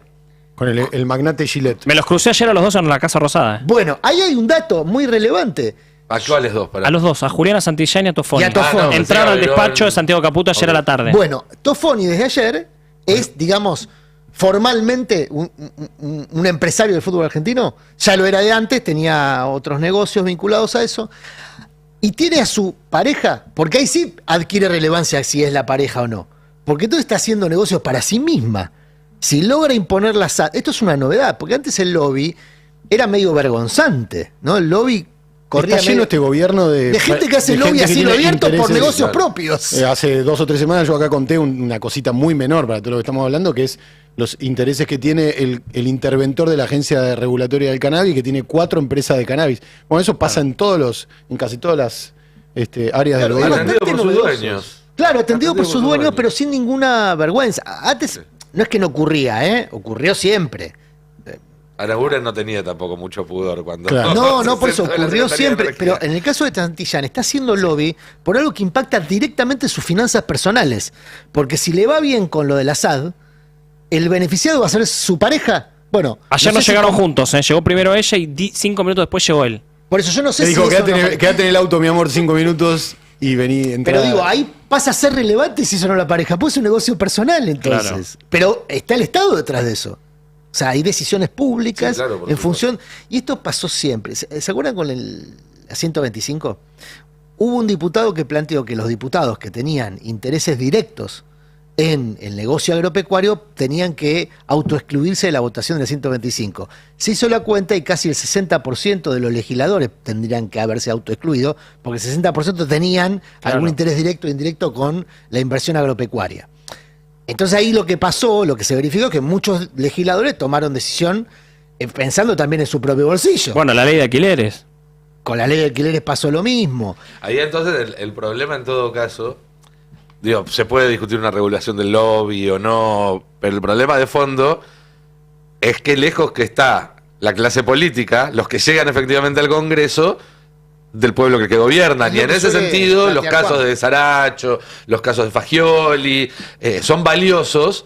Y justamente por eso apuntan contra ellos los libertarios en las redes y demás. Porque vienen a cuestionar esta idea de que al pueblo se lo gobierna desde un balcón y no con los pies en la tierra. Che, tenemos varias cosas. En un rato vamos a tener un móvil porque queremos que sigan en agenda los reclamos, que sigan en agenda las luchas, porque es la única manera de que no se pierdan. Tenemos también el informe que trajo Agustina sobre femicidios. Pero quería hablar un poco con Fero, porque el caso de Santa Fe, el caso de Rosario, da cuenta de lo que pasa cuando se retire el Estado. La consecuencia cuando se retire el Estado es que ese lugar lo ocupan otros. Y esos otros, en América Latina, en los últimos años, suele ser el crimen organizado. Y ese entrar, como dijo hace un par de días el director técnico de la selección paraguaya sobre el equipo argentino, es como la humedad. Va, una vez que la tenés ahí, va buscando todas las grietas y se filtra y ocupa todos los espacios. Y el caso del Barra Brava de Rosario Central, que fue asesinado, sirvió para destapar un poco esa olla. Sí, es el tema del Estado en relación con la política de drogas es un tema muy complejo que nos llevaría mucho tiempo, porque funciona, digamos, una regulación de hecho en el tema del negocio de las drogas, cuando las policías trabajan de alguna manera dentro del mercado, que es lo que dentro del mercado de las drogas, que es lo que no pasa en Rosario, o lo que los estudiosos de este tema ven que no pasa en Rosario, es decir, que la policía dejó de regular el mercado pacificándolo, como puede ser en la provincia de Buenos Aires o en otro distrito fuerte o en la ciudad de Buenos Aires, donde no vemos ese derramamiento de sangre y sin embargo el negocio existe y el consumo existe, pero no pasa en Rosario. Y esta hipótesis tiene que ver con qué rol juega la policía ahí. Es decir, ¿la policía es parte del negocio o solamente regula? Bueno, en Rosario pareciera que es parte del negocio y por eso pasa lo que pasa. Ahora, ¿es solo la policía? No. Hay muchos otros actores de la política, actores de la justicia, y ahí entra en juego el juez federal Marcelo Bailaque, sospechado de todo tipo de tramas y chanchullos que hay alrededor, no solamente del negocio de las drogas, sino también del negocio de la hidrovía. ¿Qué pasó? Bueno, ayer la propia justicia que representa el juez federal Marcelo Bailaque, decidió un allanamiento a su despacho y le secuestraron el teléfono celular a él y a su secretario. Secretario que, esto es de último momento, fue suspendido ahora. ¿Por qué? Bueno, está, como te decía, la sospecha desde varios frentes de que formó parte de un entramado en el que operadores judiciales apretaban a empresarios. Por eso no solamente allanaron su despacho y secuestraron su teléfono, sino que allanaron también oficinas de la DGI, que así se sigue llamando en Rosario, y de la AFIP, de la seccional de la hidrovía de la AFIP. Es una investigación por extorsiones, pero paralelamente corren otras investigaciones con diversas denuncias sobre la connivencia que podría tener Bailaque en relación con, sobre todo, uno de los dos capos narcos de Rosario más poderosos, que es Lindor Alvarado, que está detenido. O sea, tenemos el clan de los monos y el clan de Alvarado como los dos clanes que manejan la mayor parte del territorio en Rosario. que los dos tenían muy buena relación con Pillín Bracamonte, asesinado el otro día, como decías vos bien, Nico.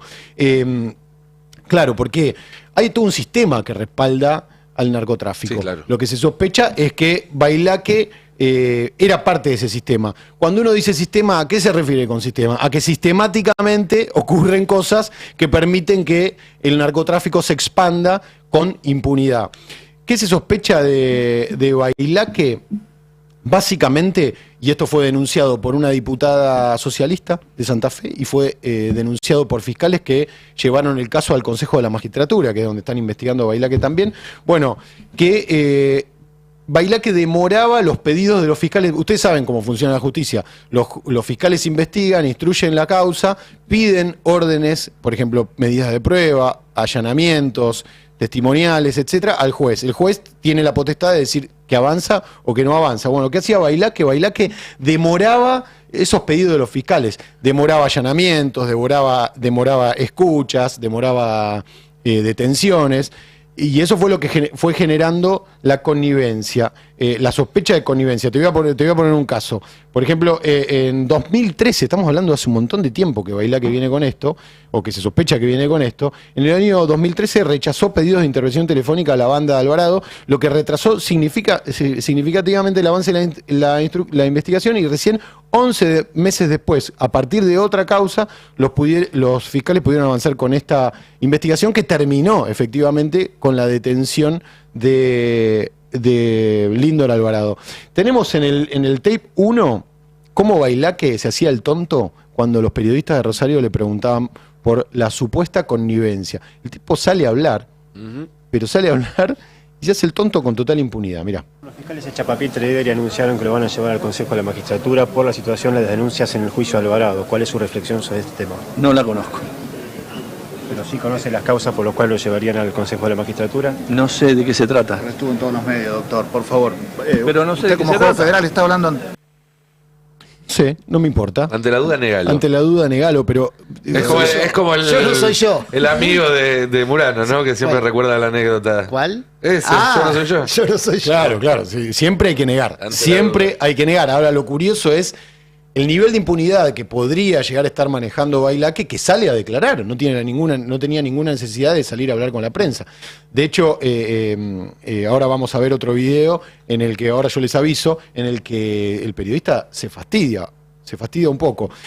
Una de las cuestiones más llamativas de Bailaque es que tenía como empleado dentro del juzgado al hijo del contador de Lindor Alvarado. Ah, bueno. ¿Qué hacen los contadores en los clanes narcos? Es una pregunta medio obvia, pero si alguno la quiere responder, porque nuestros oyentes no la deben estar respondiendo en sus casas, básicamente es idear la estructura, el andamiaje para poder lavar ese dinero. Bueno, también es arte eso. Se pone arquitectura. El que dice que los contadores son gente gris, que son gente sin imaginación y demás, es que nunca trató con un contador. Y si no, vean la serie Ozark, que es extraordinaria, excelente. Y es la historia de un contador que se mete en el lavado de guita de los narcos de México en Estados Unidos. Termina metido en el negocio. Termina metido en el negocio. Es una serie extraordinaria. No, se puede ver, se puede ver. Bueno, Gabriel Misau es el contador de Alvarado y aparentemente es muy amigo del juez Bailaque. Tenemos una foto para ver, una foto que creo que es la 06 porque no está en el... Ahí está, mirá. Los dos que no están pixelados, porque supuesto preservamos la identidad del resto. Bailaque es el que está a la derecha de la imagen con esa remera de las 3 tiras y Misau, el contador del clan Alvarado ahí tomando cafecito al sol en Rosario. ¿Qué hizo? Les decía Bailaque, tuvo como empleado durante todo este tiempo al hijo de Misau dentro del juzgado.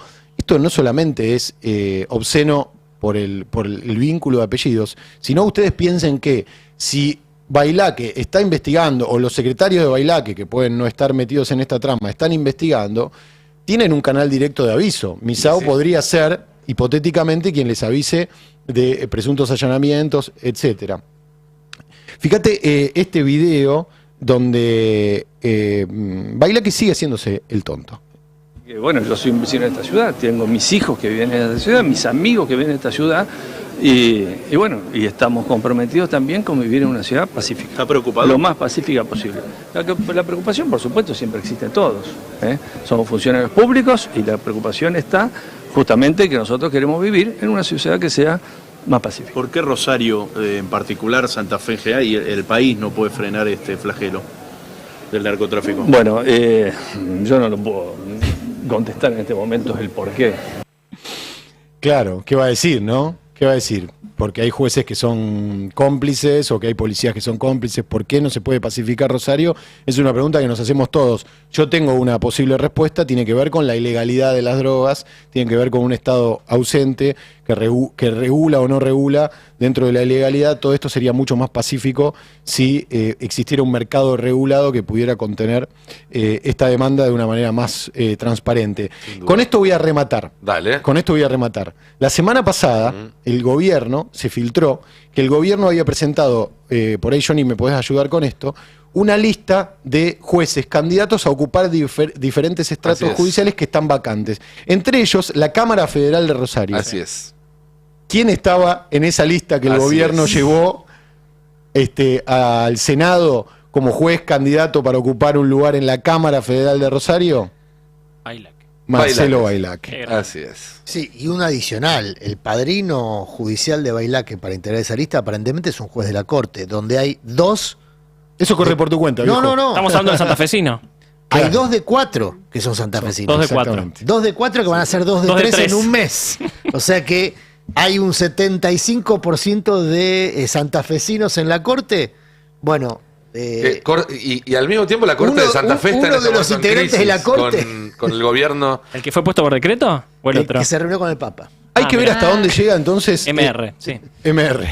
Hay que ver hasta dónde llega la investigación sobre el teléfono de Bailac, porque a partir de ahí puede aparecer cualquier cosa, desde los vínculos con el gobierno, con la Corte, con los narcos, las extorsiones a los empresarios. Te digo es algo. una película tipo Ozark que se pone linda. En el gobierno salieron a negar esa lista, Sí, es cierto. Salieron a negar rápidamente. Fue una lista que se filtró a través de un canal que usa el gobierno en general para filtrar información, a veces para testearla, ¿no? Exactamente, eso es lo que dice el gobierno. No se nos filtró, culpan a la Corte, al Consejo de la Magistratura, dicen, fíjense que esa lista se nota que sale del Consejo de la Magistratura. ¿Quién es el titular del Consejo de la Magistratura? MR. Horacio Rosati. HR. Exactamente. Sí, es un tema, porque... Pero, perdón, retomo lo que dijo Nico, pero por otro lado me decían, y tal vez fue un anzuelo. A ver, tirémosla a ver qué pasa. A ver qué pasa. Si pasa, pasa. El famoso a ver qué llamados recibimos. De prueba, ¿no? No parece casual que las órdenes de allanamiento de ayer vengan después de la filtración de el nombre de Bailac dentro de una lista, ¿no? Eso me parece que hay diferentes resortes dentro del sistema judicial que operan de una manera y otra, porque una de los temas complicados de Rosario, ya cierro, es muchos fiscales amenazados con custodias, con balas en las ventanas de sus despachos, que dicen, nosotros estamos arriesgando nuestra vida, y Bailac que anda por Rosario sin custodia, tomando cafecito con los amigos al sol. Claro. Se siente muy seguro. Vayamos un toque porque quería preguntarle a Johnny cómo viene en Casa Rosada el tema de las candidaturas del año que viene, porque se movió mucho en estos días. Sí, a ver, hay muchos movimientos. El gran problema que tiene hoy la Libertad Avanza es que tiene poca gente. Y eso lo habilita a tener que ir a buscar. Pero hay muchos que están haciendo una fila con el currículum en la puerta. Hay muchos que quieren, pero bueno, el tema es empezar a ordenar todo. ¿Saben quién puede llegar a ser candidato el año que viene? Que esto no creo que no se dijo todavía. Javier Lanari. Javier Lanari es misionero. Es el número 2 de Adorni. Él es de Misiones, tiene domicilio en Misiones y es muy posible que sea candidato a diputado por Misiones. Javier Lanari es conocido porque, estuvo en los medios, es una persona de los medios, y aparte es el número 2 de Adorni. ¿Es de una familia bastante adinerada de Misiones que tiene que ver con la industria yerbatera o estoy confundido, sabes? Desconozco ese dato. No lo veo de una familia adinerada, pero desconozco ese dato. Pero lo que es, lo que empieza a tomar otro cariz es el dato de cómo se robusteció la estructura que manejan Adorni y Lanari sin unas tareas, por lo menos públicas, que proporcionalmente hayan crecido en la misma proporción que la cantidad de personal y las retribuciones de personal en los últimos meses, y ahora resulta que los dos van a ser candidatos. Yo no quiero ser mal pensado y creer que la Secretaría de Comunicaciones es una usina para impulsar candidaturas de ellos o de otros. La persona que agregaron a ese equipo es Belén Stetler, que fue la primera... Caputista también. Caputista del entorno de Santiago Caputo. Fue la primera Adorni antes que Adorni. En realidad fue la segunda, porque primero había sido, si no me equivoco, este funcionario Rose. Cuando él se va, entra Stetler, y cuando Stetler se corre, entra Adorni. Stetler se fue hace varios meses, ahora volvió. ¿Qué va a hacer Stetler? Le va a manejar la comunicación a los candidatos. No a Adorni y Lanari, sino a todos. Va a armar una estructura para impulsar a los candidatos a nivel comunicación, discurso, redes, para ordenar toda esa parte, y como bien vos decías, es una persona claramente del riñón de Santiago Caputo. Después hay que ver cómo se va ordenando todo.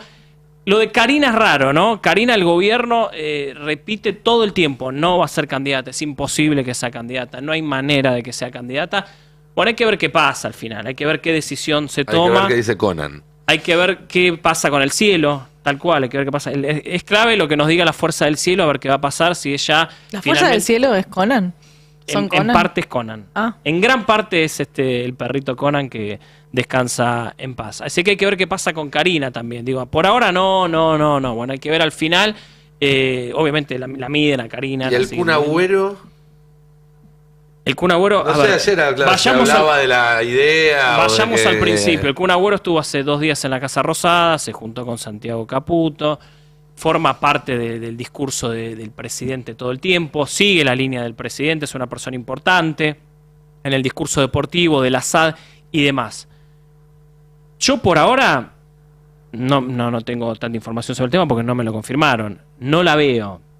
Pero el gobierno está tratando de manotear ese tipo de gente, conocida, reconocida por la sociedad, ir a cada provincia y buscar el empresario más conocido, el hombre de medios. El otro día nos enteramos que hay un relator que en el partido de San Martín se involucró en La Libertad Avanza.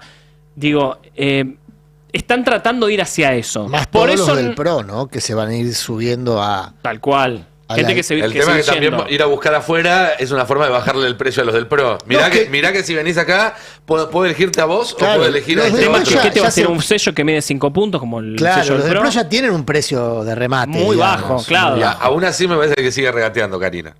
No, que Karina, para mí la estrategia, si le sale bien, puede ser muy... No digo exitosa porque después el éxito electoral se va a medir en 24 jurisdicciones y cada cual tendrá su medida del éxito, digamos. En Capital, me imagino que La Libertad Avanza, en la Ciudad de Buenos Aires... Para el gobierno es todo triunfo. Claro, el gobierno es todo triunfo porque nace de un piso muy bajo en términos de representación parlamentaria, y todo lo que pueda crecer lo va a celebrar, y sobre todo si lo que crece es a expensas del PRO, que es el que más pone en juego. El que más va a perder. Junto al radicalismo. El radicalismo y el PRO, los dos ponen mucho en juego en la próxima elección. Todo lo que pueda cooptar La Libertad Avanza, y aparte sumar los dos movimientos en simultáneo, para el gobierno es triunfo. De todas formas, en ningún caso va a tener mayoría, va a tener primera minoría, porque reemplaza unos por otros, reemplaza aliados por propios, pero hoy ya los cuenta en su haber. Sí, pero va a bajar el poder de daño de algunos partidos como el PRO. Claro. Eso se reduce mucho. El tema es que pensando en un escenario polarizado, que es el del 2027, una elección presidencial naturalmente es polarizada, si llega muy robusto a esa elección, La Libertad Avanza no va a tener riesgo de fuga de votos por su propio andarivel.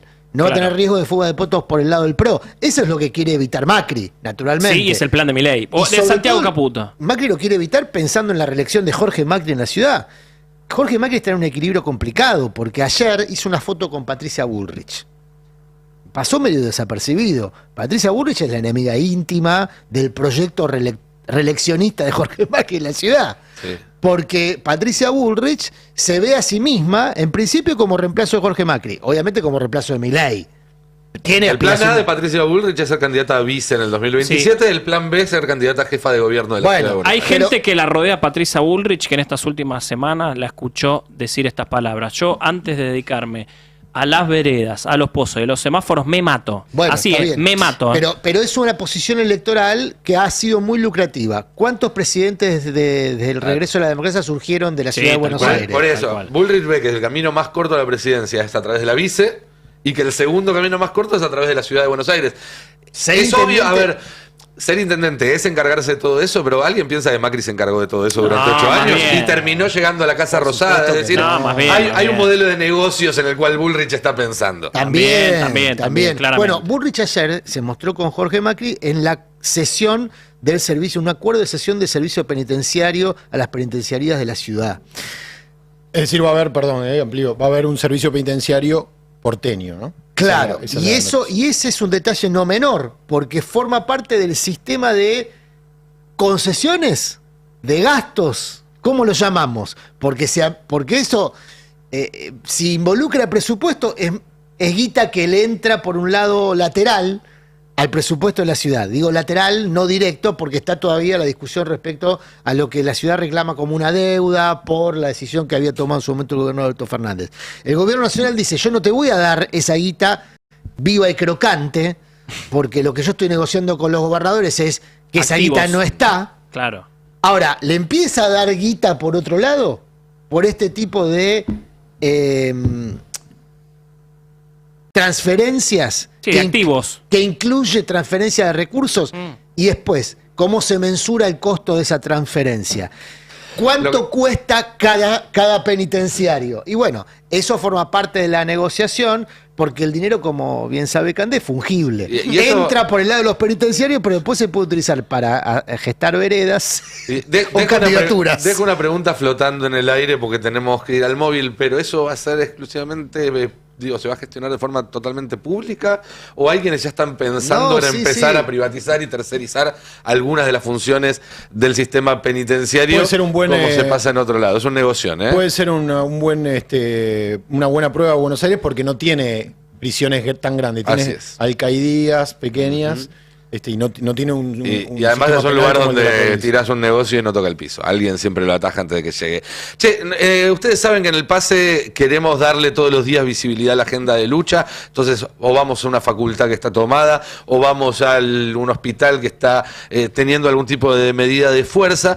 Pero también otra forma de luchar contra el proyecto de este gobierno, que es un proyecto político, pero también es un proyecto de quebrarnos como sociedad, de volvernos menos solidarios, de volvernos más individualistas, es la gente que está sosteniendo, a pesar de todo, y con un esfuerzo extraordinario, la tarea de darle de comer a gente que de otra forma no tiene un plato de comida en su casa todos los días. Entre ellos, por ejemplo, la gente que está en el comedor que se encuentra en la calle Pedro Echagüe 1265, y estamos ahora en comunicación con Laura Gote. Ella es parte de este equipo que le da de comer a más de 5.000 personas todos los días, y que no solamente ahora le vamos a preguntar a ella, pero me imagino que ya no recibe la ayuda que recibía antes, sino que también ahora los planes, los programas Potenciar que se utilizaban para de alguna manera retribuir el trabajo volcado allí, fue recortado por este gobierno. Laura, buen día, acá Nico Lantos con toda la mesa del pase en el Destape. Un gusto poder hablar con vos, aunque nos gustaría que sean circunstancias más amenas. ¿Cómo estás? Hola, buen día. Me llamo Laura Matizagote y trabajo acá en el comedor de Constitución de Pedro Echagüe 1265. Contanos un poco la tarea que hacen, desde cuándo la hacen antes de entrar en lo que está pasando ahora, pero así se entiende mejor en contexto el trabajo que están haciendo. Y el trabajo acá es todos los días. Se hace 27 ollas estamos haciendo en este momento. Se incrementó un montón la cantidad de ollas que se hacían. Acá tenemos las primeras personas que empiezan a llegar 9, 10 de la mañana, que son gente mayor, que se las hace pasar, gente con alguna discapacidad. Así que se los hace pasar, se les da té, se les calienta agua para el mate, juegan a las cartas y están acá esperando su comida que sale a las 12 del mediodía. Vos decías que aumentó la cantidad de gente. ¿Podrías ponerle un número a eso? ¿Cuánta gente había a fines del año pasado? Que ya era una situación compleja y difícil para muchísimos argentinos. ¿Y cuántos hay ahora? Sí, y el año pasado se hacían, antes que asuma Milei, se hacían 13 ollas. 13 ollas se hacía. y ahora estamos en 27 ya. Más del doble, con lo cual es más del doble la cantidad de gente que va. También mencionabas las personas adultas mayores, pero también vemos niños ahí dando vueltas. Sí, vienen niños, ¿Y vienen cómo? con su papá antes de ir al colegio, al jardín, reciben su comida y salen con su criatura. ¿Y cómo llenan la olla? Es decir, ¿de dónde vienen los recursos y la mercadería que ustedes usan todos los días? Y la mercadería. En este momento lo único que nos está ayudando es el Ciudad. Recibimos solamente mercadería de ellos, 1.800 raciones. Y acá se están asistiendo casi entre 5.000 y 6.000 personas por día. Lunes, miércoles y viernes. ¿Y del gobierno nacional nada? No, nada. Nunca recibimos nada, ni de lo retenido que tenían ellos en los galpones. Nunca recibimos nada. Y de donaciones. Recibimos donaciones, con eso. Sí, claro. Y Laura, ahora también. A veces sí. se puede estirar un poco más. Ahí, el miércoles pasado no pudimos hacer la olla porque es como que incrementó un montón la gente. Estábamos haciendo 23 horas, ahora nos fuimos a 27. Y sobre esa situación, además, Laura, ahora ustedes están denunciando que el gobierno, mientras vemos la olla, quienes quieran acercarse a YouTube, el gobierno les está quitando los programas sociales con los cuales de alguna manera quienes trabajan allí se sostenían y podían vivir. Hace ya unos meses que nos bajaron el potencial, teníamos doble sueldo y ahora estamos cobrando 78.000 pesos, la mitad. 78.000 pesos, nada más. 78.000 pesos. Yo tuve que hacer la habitacional, porque yo alquilo, si no me quedaba en la calle. No, es realmente una situación desgarradora. Contanos, porque hay mucha gente escuchando y quizás haya quienes tengan la posibilidad de colaborar y quieran acercarse, ¿cómo pueden estar en contacto? Ustedes están allí lunes, miércoles y viernes de 12 a 16 en Pedro Echagüe 1265. Nosotros acá estamos de lunes a viernes. Ah, están de lunes a viernes, ok. Aparte del comedor tenemos a los hijos de los cartoneros, que se les da de comer de lunes a viernes. Ellos vienen 6:30 de la tarde, tienen actividades acá. Tienen computación, boxeo, salen a jugar a la pelota a la plaza. Tienen sus educadoras. Bien. Así que ellos... Y si alguien quiere colaborar, perfecto. Si alguien quiere colaborar con ustedes, acercarse, hacerles una donación, ¿cómo pueden hacer? Sí, a Pedro Echagüe 1265, Constitución. Acá estamos todos los días, de 7 de la mañana a 9:10 de la noche. Laura, muchísimas gracias por tu testimonio. Desde acá nuestro apoyo, nuestro acompañamiento y desde ya, para cuando lo necesiten, el micrófono del Destape siempre disponible para darles una voz. Sí, la verdad es que si nos ayudan sería buenísimo, así no le sacamos un día de olla a la gente que en realidad lo necesita. Está clarísimo y muchas gracias por el trabajo extraordinario que están haciendo. De nada, y son muchas compañeras las que trabajan, son más o menos 30 compañeras que tengo que también ayudan del corazón y les gusta lo que hacen. Muchísimas gracias, Laura. Un gran abrazo desde acá, desde el Destape. Igualmente, otro para ustedes. Hablamos entonces ahí con la gente del comedor en Constitución, en Pedro Echagüe 1265. Es bueno recordar, esto ya se ha dicho, yo hablo con algunos coordinadores de comedores. En muchos barrios está pasando que donde no llega el Estado, como decíamos hace un ratito con el tema de Bailaque, están llegando los tranzas y los que manejan el territorio narco, que son los que terminan proveyendo de comida a los comedores. Así es. ¿No? Entonces se da un doble juego de contención, o sea, de reemplazo del Estado por los narcos. Esto es el principio de lo que después se termina llamando narcoestado, ¿no? Así es. Ejemplos como las favelas de Río de Janeiro son los más conocidos, pero eso es hambre, es pan para hoy, hambre para mañana, literalmente. Sí, claro. Claro, es un método que ha utilizado siempre la mafia, proveerle a la comunidad de aquello que el Estado no puede garantizar y a cambio de eso o en función de eso controlar el territorio. Lo que hablábamos recién de la cuestión institucional también es importante. No es casual que Santa Fe, por sus condiciones geográficas, el puerto, su historia, la relación con la exportación e importación a granel, que es un gran método histórico de tráfico de drogas, digamos, ¿no? De encubrir drogas en importaciones o exportaciones a granel, en el caso de los cereales. Bueno, todo eso contribuye para que Rosario sea un lugar con mucha afluencia del narco. Pero la cuestión institucional ha colaborado. Sí, claro, el hecho de la boleta única en Santa Fe para mí ha sido catastrófico, es la demostración de lo que puede ocurrir con ese modelo a nivel nacional. Por supuesto, hay muchas diferencias de aplicación, pero la degradación de la representación política de Santa Fe contribuyó para la entronización del narco. Cuando se retiró el peronismo que había gobernado durante más de 20 años a partir del regreso de la democracia, y se retira todo un aparato clientelar, que después podemos discutir, tenía aspectos positivos y seguramente también algunos muy negativos. Pero cuando el socialismo entra por una cuestión de decir nosotros no hacemos política clientelar, dejaron vacío un montón de ese territorio para que avanzara el narco. Y no es casualidad que cuando el narco rosarino salta a las primeras planas nacionales, que fue en el verano del 2013, fue por un enfrentamiento con militantes del movimiento Evita, de movimientos sociales.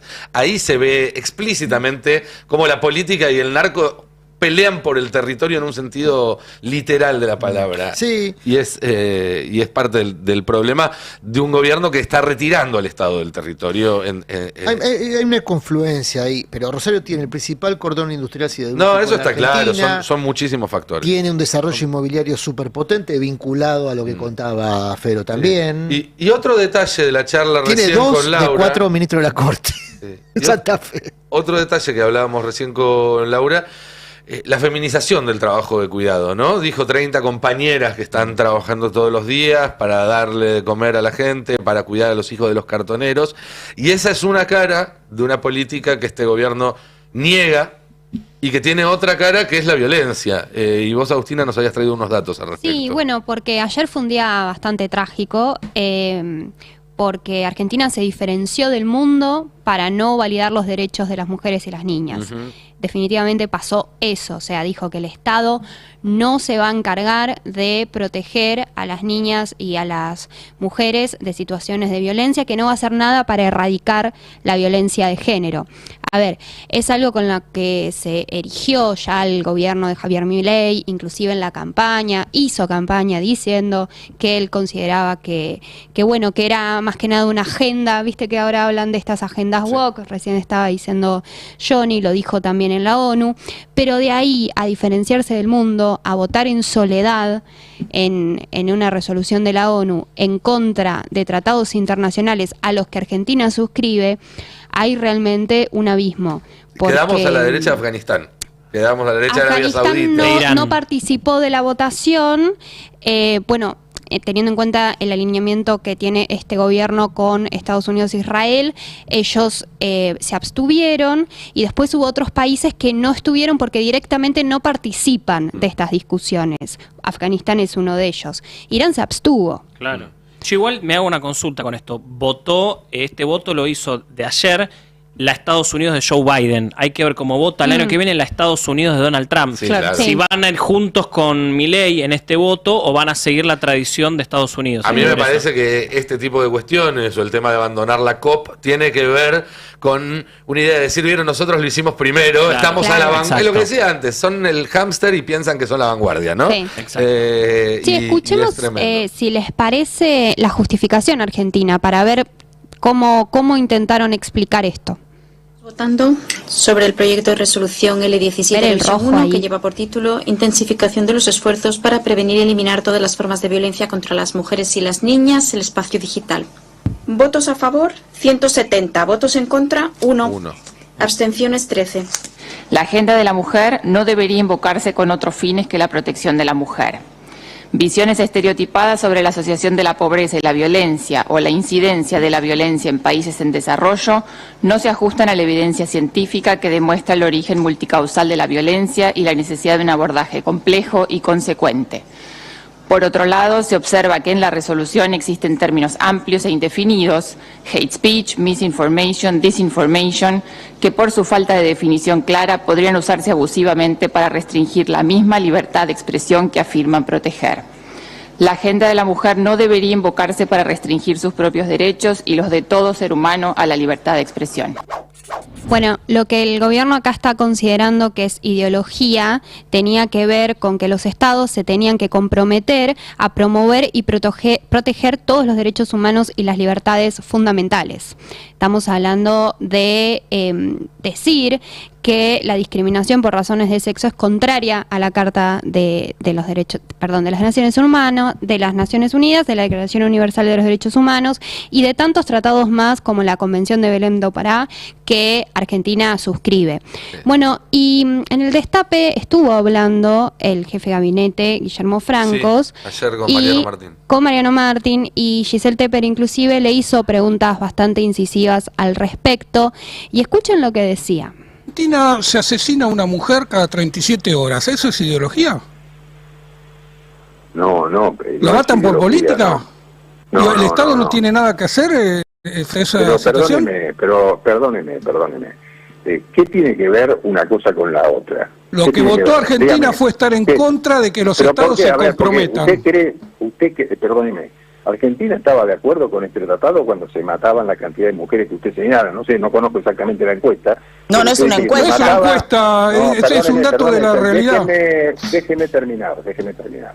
Estando vigente ese tratado internacional como estaba, ¿se asesinaba a una mujer, como señala usted, cada 36 horas? Estando vigente este tratado, fue necesario profundizarlo para que los estados redoblen los compromisos, no para que se marginen. Escúcheme. El tratado no soluciona el tema, pongámoslo claro. Los compromisos sí. No, ni compromiso ni tratado, no le solucionan el tema de los... ¿Usted cree que los estados no se tienen que comprometer? ¿Pero cómo me dice eso? Bueno, ahí está, ¿no? Y él además decía, el único compromiso que va a tomar este gobierno es hacer cumplir la ley. Bueno, esto va en contra de la ley 26.485 que tiene este país, que tiene que ver con la protección integral para prevenir, sancionar y erradicar la violencia contra las mujeres, que justamente en el artículo 2 dice que la eliminación de la discriminación tiene que ser en todos los órdenes de la vida, y en su artículo también 3 dice que Argentina suscribió todos estos tratados que para Franco supuestamente no tienen ningún sentido porque los tratados no sirven. Ahora, ¿cuál es la realidad que está negando el gobierno de Javier Milei? La ONU, que tanto cuestiona, hizo un informe, porque tengamos en cuenta también que el 25 de noviembre es el Día de la Erradicación contra la Violencia, y en su campaña denuncia que en el mundo muere una mujer cada 10 minutos a manos de la violencia de género. Son 51.100 mujeres que fueron asesinadas en 2023 en manos de sus parejas y familiares. Estamos hablando de violencia intrafamiliar. Y que en los últimos años 1 de cada 3 sufrieron algún tipo de violencia. Y esta violencia es mayor en las niñas y adolescentes, porque 1 de cada 4 fue abusada en algún momento de su vida. La verdad que hablé también con las asociaciones con los familiares de las víctimas, ¿no?, que están esperando justicia, sobre todo. La semana que viene va a ser también el jury a los jueces que absolvieron a los acusados por el crimen de Lucía Pérez, no sé si se acuerdan, la chica de 16 años de Mar del Plata. Bueno, fue terrible. Y lo que me decía es, la verdad que nos duele muchísimo, pero no hay que bajar los brazos. Hay que darle a entender a este gobierno que el Estado ya se comprometió a todo esto, o sea, no se puede hacer el desentendido. ¿Y cuáles son los números en el país? Ahí tenemos otra placa también.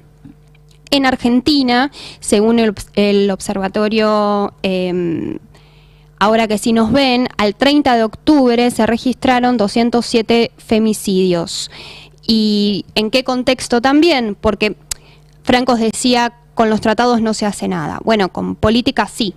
Y este gobierno no está tomando ni siquiera una la política es desmantelar todo, básicamente. Sí, claro. Milei redujo el 98,6% del programa Acompañar, eliminó el ministerio, como decíamos, y también la secretaría posterior con la que terminó degradando a esta instancia, y después la línea 144 va a ser la primera vez en 7 años que no va a tener presupuesto específico en este nuevo presupuesto que está votando el Congreso, que está analizando el Congreso.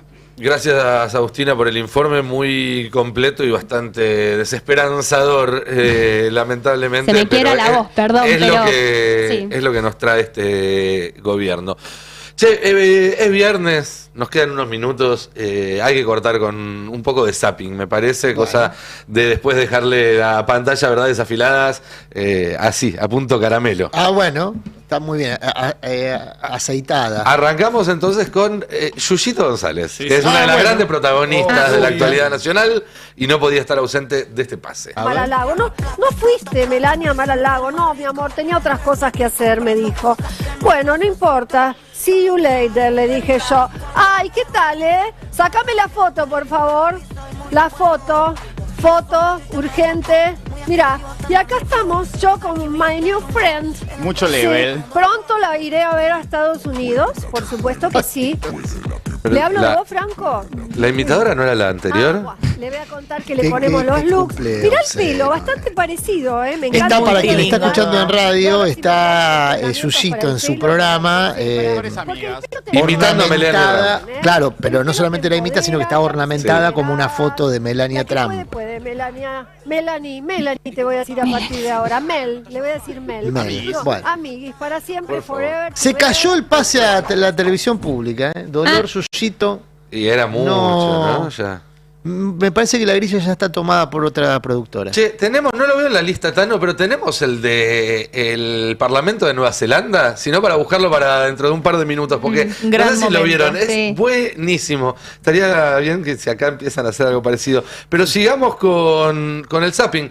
Vamos ahora con Fátima, bueno, justo. La imitadora de verdad. La imitadora de verdad le responde a Yuyito. Vamos con Fátima. Que estamos preparando ya todos los motores para debutar el 26 de diciembre en el Teatro Luxor en Villa Carlos Paz. ¿Podrías estar sentada al lado, entre comillas, y vas a entender lo que te voy a decir, de tu enemiga Yuyito González? ¿Esto dicen que puede pasar? No, ¿por qué decís enemiga? Yo no tengo enemigos, no. Mira, la vida es muy corta, la vida hay que pasarla bien, hay que tener buenos sentimientos para con uno, primero hay que quererse uno y hay que tener buenos sentimientos para con los otros, ¿no? Porque no te sirve de nada estar contaminándote con cosas. Yo te repito, no tengo enemigos y no tengo ningún problema de...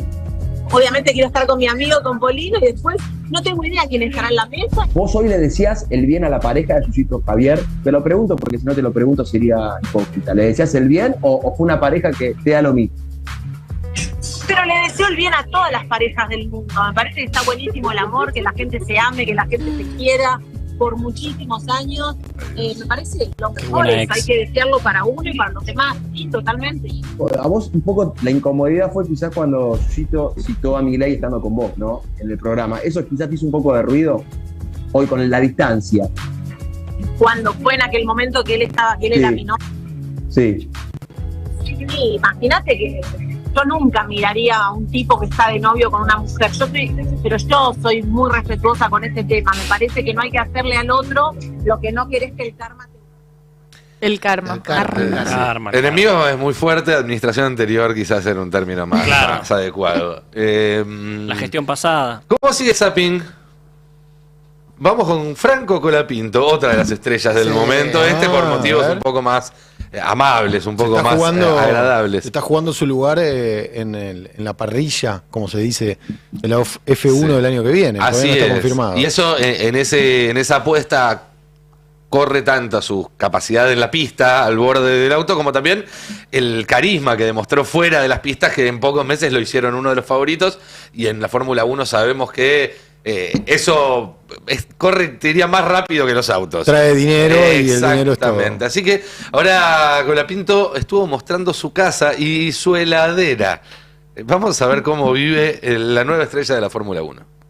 Sí. Dale, vamos a un house tour. El freezer. No, me quiero morir. Me siento un poco más cerca. Sí. Yo a su edad tenía la heladera muy parecida. Tal cual. No, la tiene más llena. No, sí, creo que sí. Un ketchup y un limón. No tenía esa heladera. Bueno, pero puede pedir, chicos, ahí está diciendo. ¿Sabés Me pido algo. Para los que están escuchando por radio, vea 2 manzanas, pobrecito. 2 manzanas, una botella de agua de la canilla. Sí, estamos llamando a UTT para que le den un cajón, La de botella verdura. de agua de vidrio reciclada es preciosa. Él contaba que se fue a vivir muy jovencito, a los 14, 15 años, solo en Italia, primero, y se hacía... Dice que una vez hizo el arroz en la pava eléctrica. No, pobrecito. La vieja le dijo, no, ¿qué estás haciendo, Franco? Hay una historia linda con la entrevistadora, que es Martina Biglietti, que la contactó una marca, propició esta entrevista. Sí. Martina le había hecho una entrevista a Franco cuando Franco era un niño de 8 o 10 años, y estaba grabada esa entrevista. Mirá. Entonces, lo que hicieron fue proponerle volver a entrevistarla y pasaban las preguntas de aquel momento con Martina, si no me equivoco, es hija de un piloto también, de TC, histórico piloto de TC. Exactamente, que ella vive ahora en Australia, en ¿no? Suecia. En Suecia, sí, tenés razón. Muy bien. ¿Nos queda algún videito más para compartir? El Jaca, ¿no decías vos? Sí, pero no llegamos. y Australia, Nueva Zelanda queda muy lejos. Queda lejos. Pero en el camino a Nueva Zelanda alguien paró por un McDonald's a comprar algo. ¿Qué pasó? Y después se olvidó eso y encontró la bolsa mucho más tarde y para su sorpresa no había pasado nada. Veámoslo. Hace 4 años atrás, exactamente el 21 de septiembre del 2020, fui a McDonald's a comprar una hamburguesa. Esta es la bolsa. Cosas pasaron, sí. La tengo guardada hace 4 años para ver si se descomponió o no. Todo porque había visto un video en TikTok de una señora que había guardado una hamburguesa por 20 años. Solo eso que el 28 de octubre del 2022 fui a Burger King. La bolsa. ¿Quieren ver cómo están las hamburguesas? 4 años más tarde se las presento. Esta es la de McDonald's. Es la famosa cheeseburger. Mentira. No se descompuso. Mentira. Dura. Pero no se descompuso. Es mi cosa favorita de McDonald's. No, terrible. Estoy con guantes porque me estoy haciendo la dramática. Buen provecho a todo lo que están comiendo. Ahí está el gomito. Parece que lo compré ayer. Ahí está la de Burger King. No se descompuso. Están igual, Quiero decirles que lo que se ve es que están igual como si estuviesen recién compradas. Claro.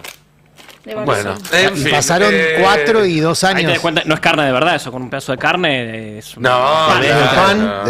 Y el pan tampoco. Y las papas tampoco. No hay nada cierto. Y el envoltorio tampoco. Estamos comiendo plástico, básicamente. Acá hay oyentes en el chat que están haciendo comparaciones con Yuyito, no corren por No, por favor. Vamos a ir cerrando este programa. ¿Qué tenemos para quedarnos en el destape con verdad desafilada? Tenemos sorteo de libros, ya con eso me parece que es suficiente, pero hay más. En un ratito. Vamos a decir que todo tu público es interesado y está aquí solamente. Porque el de los sábados en programa buscan, vienen por los sorteos. Es un lindo regalo. Tenemos libros y hoy tenemos también productos ricos, sanos, saludables, ¿no? Como los que acabamos de ver de nuestros amigos de Nutrión Vita. Pero además de los sorteos, en un ratito vamos a hablar con un joven empresario que es una estrella de las redes, porque es uno de los protagonistas de la fábrica Podcast, que es como su nombre lo indica, es un podcast que hacen 3 jóvenes empresarios industriales. Sí, claro. Y la verdad es que está muy bien hecho, es un muy buen producto desde el tipo... Son todos de vida joven, ¿no? ¿Cómo? Son todos de vida joven, ¿no? Bueno, justamente uno con los que vamos a hablar es, aparte dirigente industrial en Santa Fe, en Rosario, mira, justamente veníamos hablando de eso, pero me interesa la comunión porque son industriales ellos mismos, no es que su actividad principal es la comunicación, pero abrazaron la comunicación y enfrente hay un gobierno que se propone por lo menos abrir mercados y habrá que ver qué pasa con las industrias locales frente a eso. Y después, si todo sale bien, vienen para mí 2 de las mejores artistas de la Argentina. Epa. Tienen, pero por lejos, y no es una valoración que siempre, por supuesto, es injusta. Pero la prueba de eso es que Lali. estrenaron hace 2 años una obra de teatro con muchísimo éxito y siguen llenando todavía hoy. ¿Quiénes son? ¿Viste? Es fácil. ¿Hermanas? Son hermanas. Sí. Estrenaron hace 2 años y hay que mantener lleno un teatro todo el tiempo, 3 funciones semanales durante 2 años. Es un fenómeno teatral, es un suceso teatral, se dice en el... Un éxito de la crítica del público.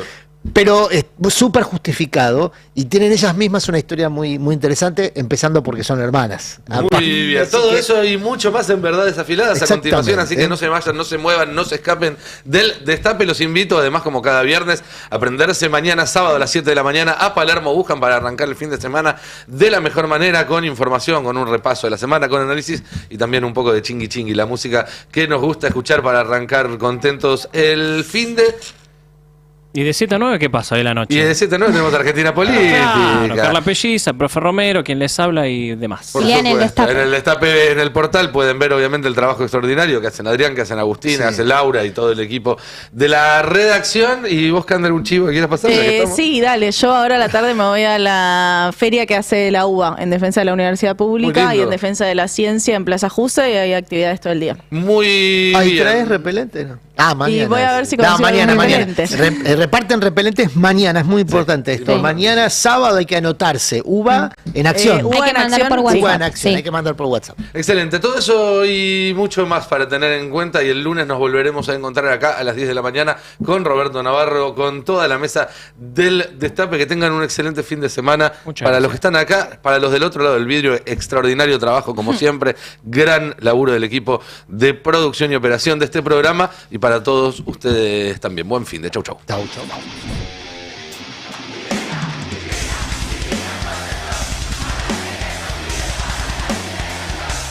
Y entonces la pregunta es, ¿qué pasa ahora con Cristina?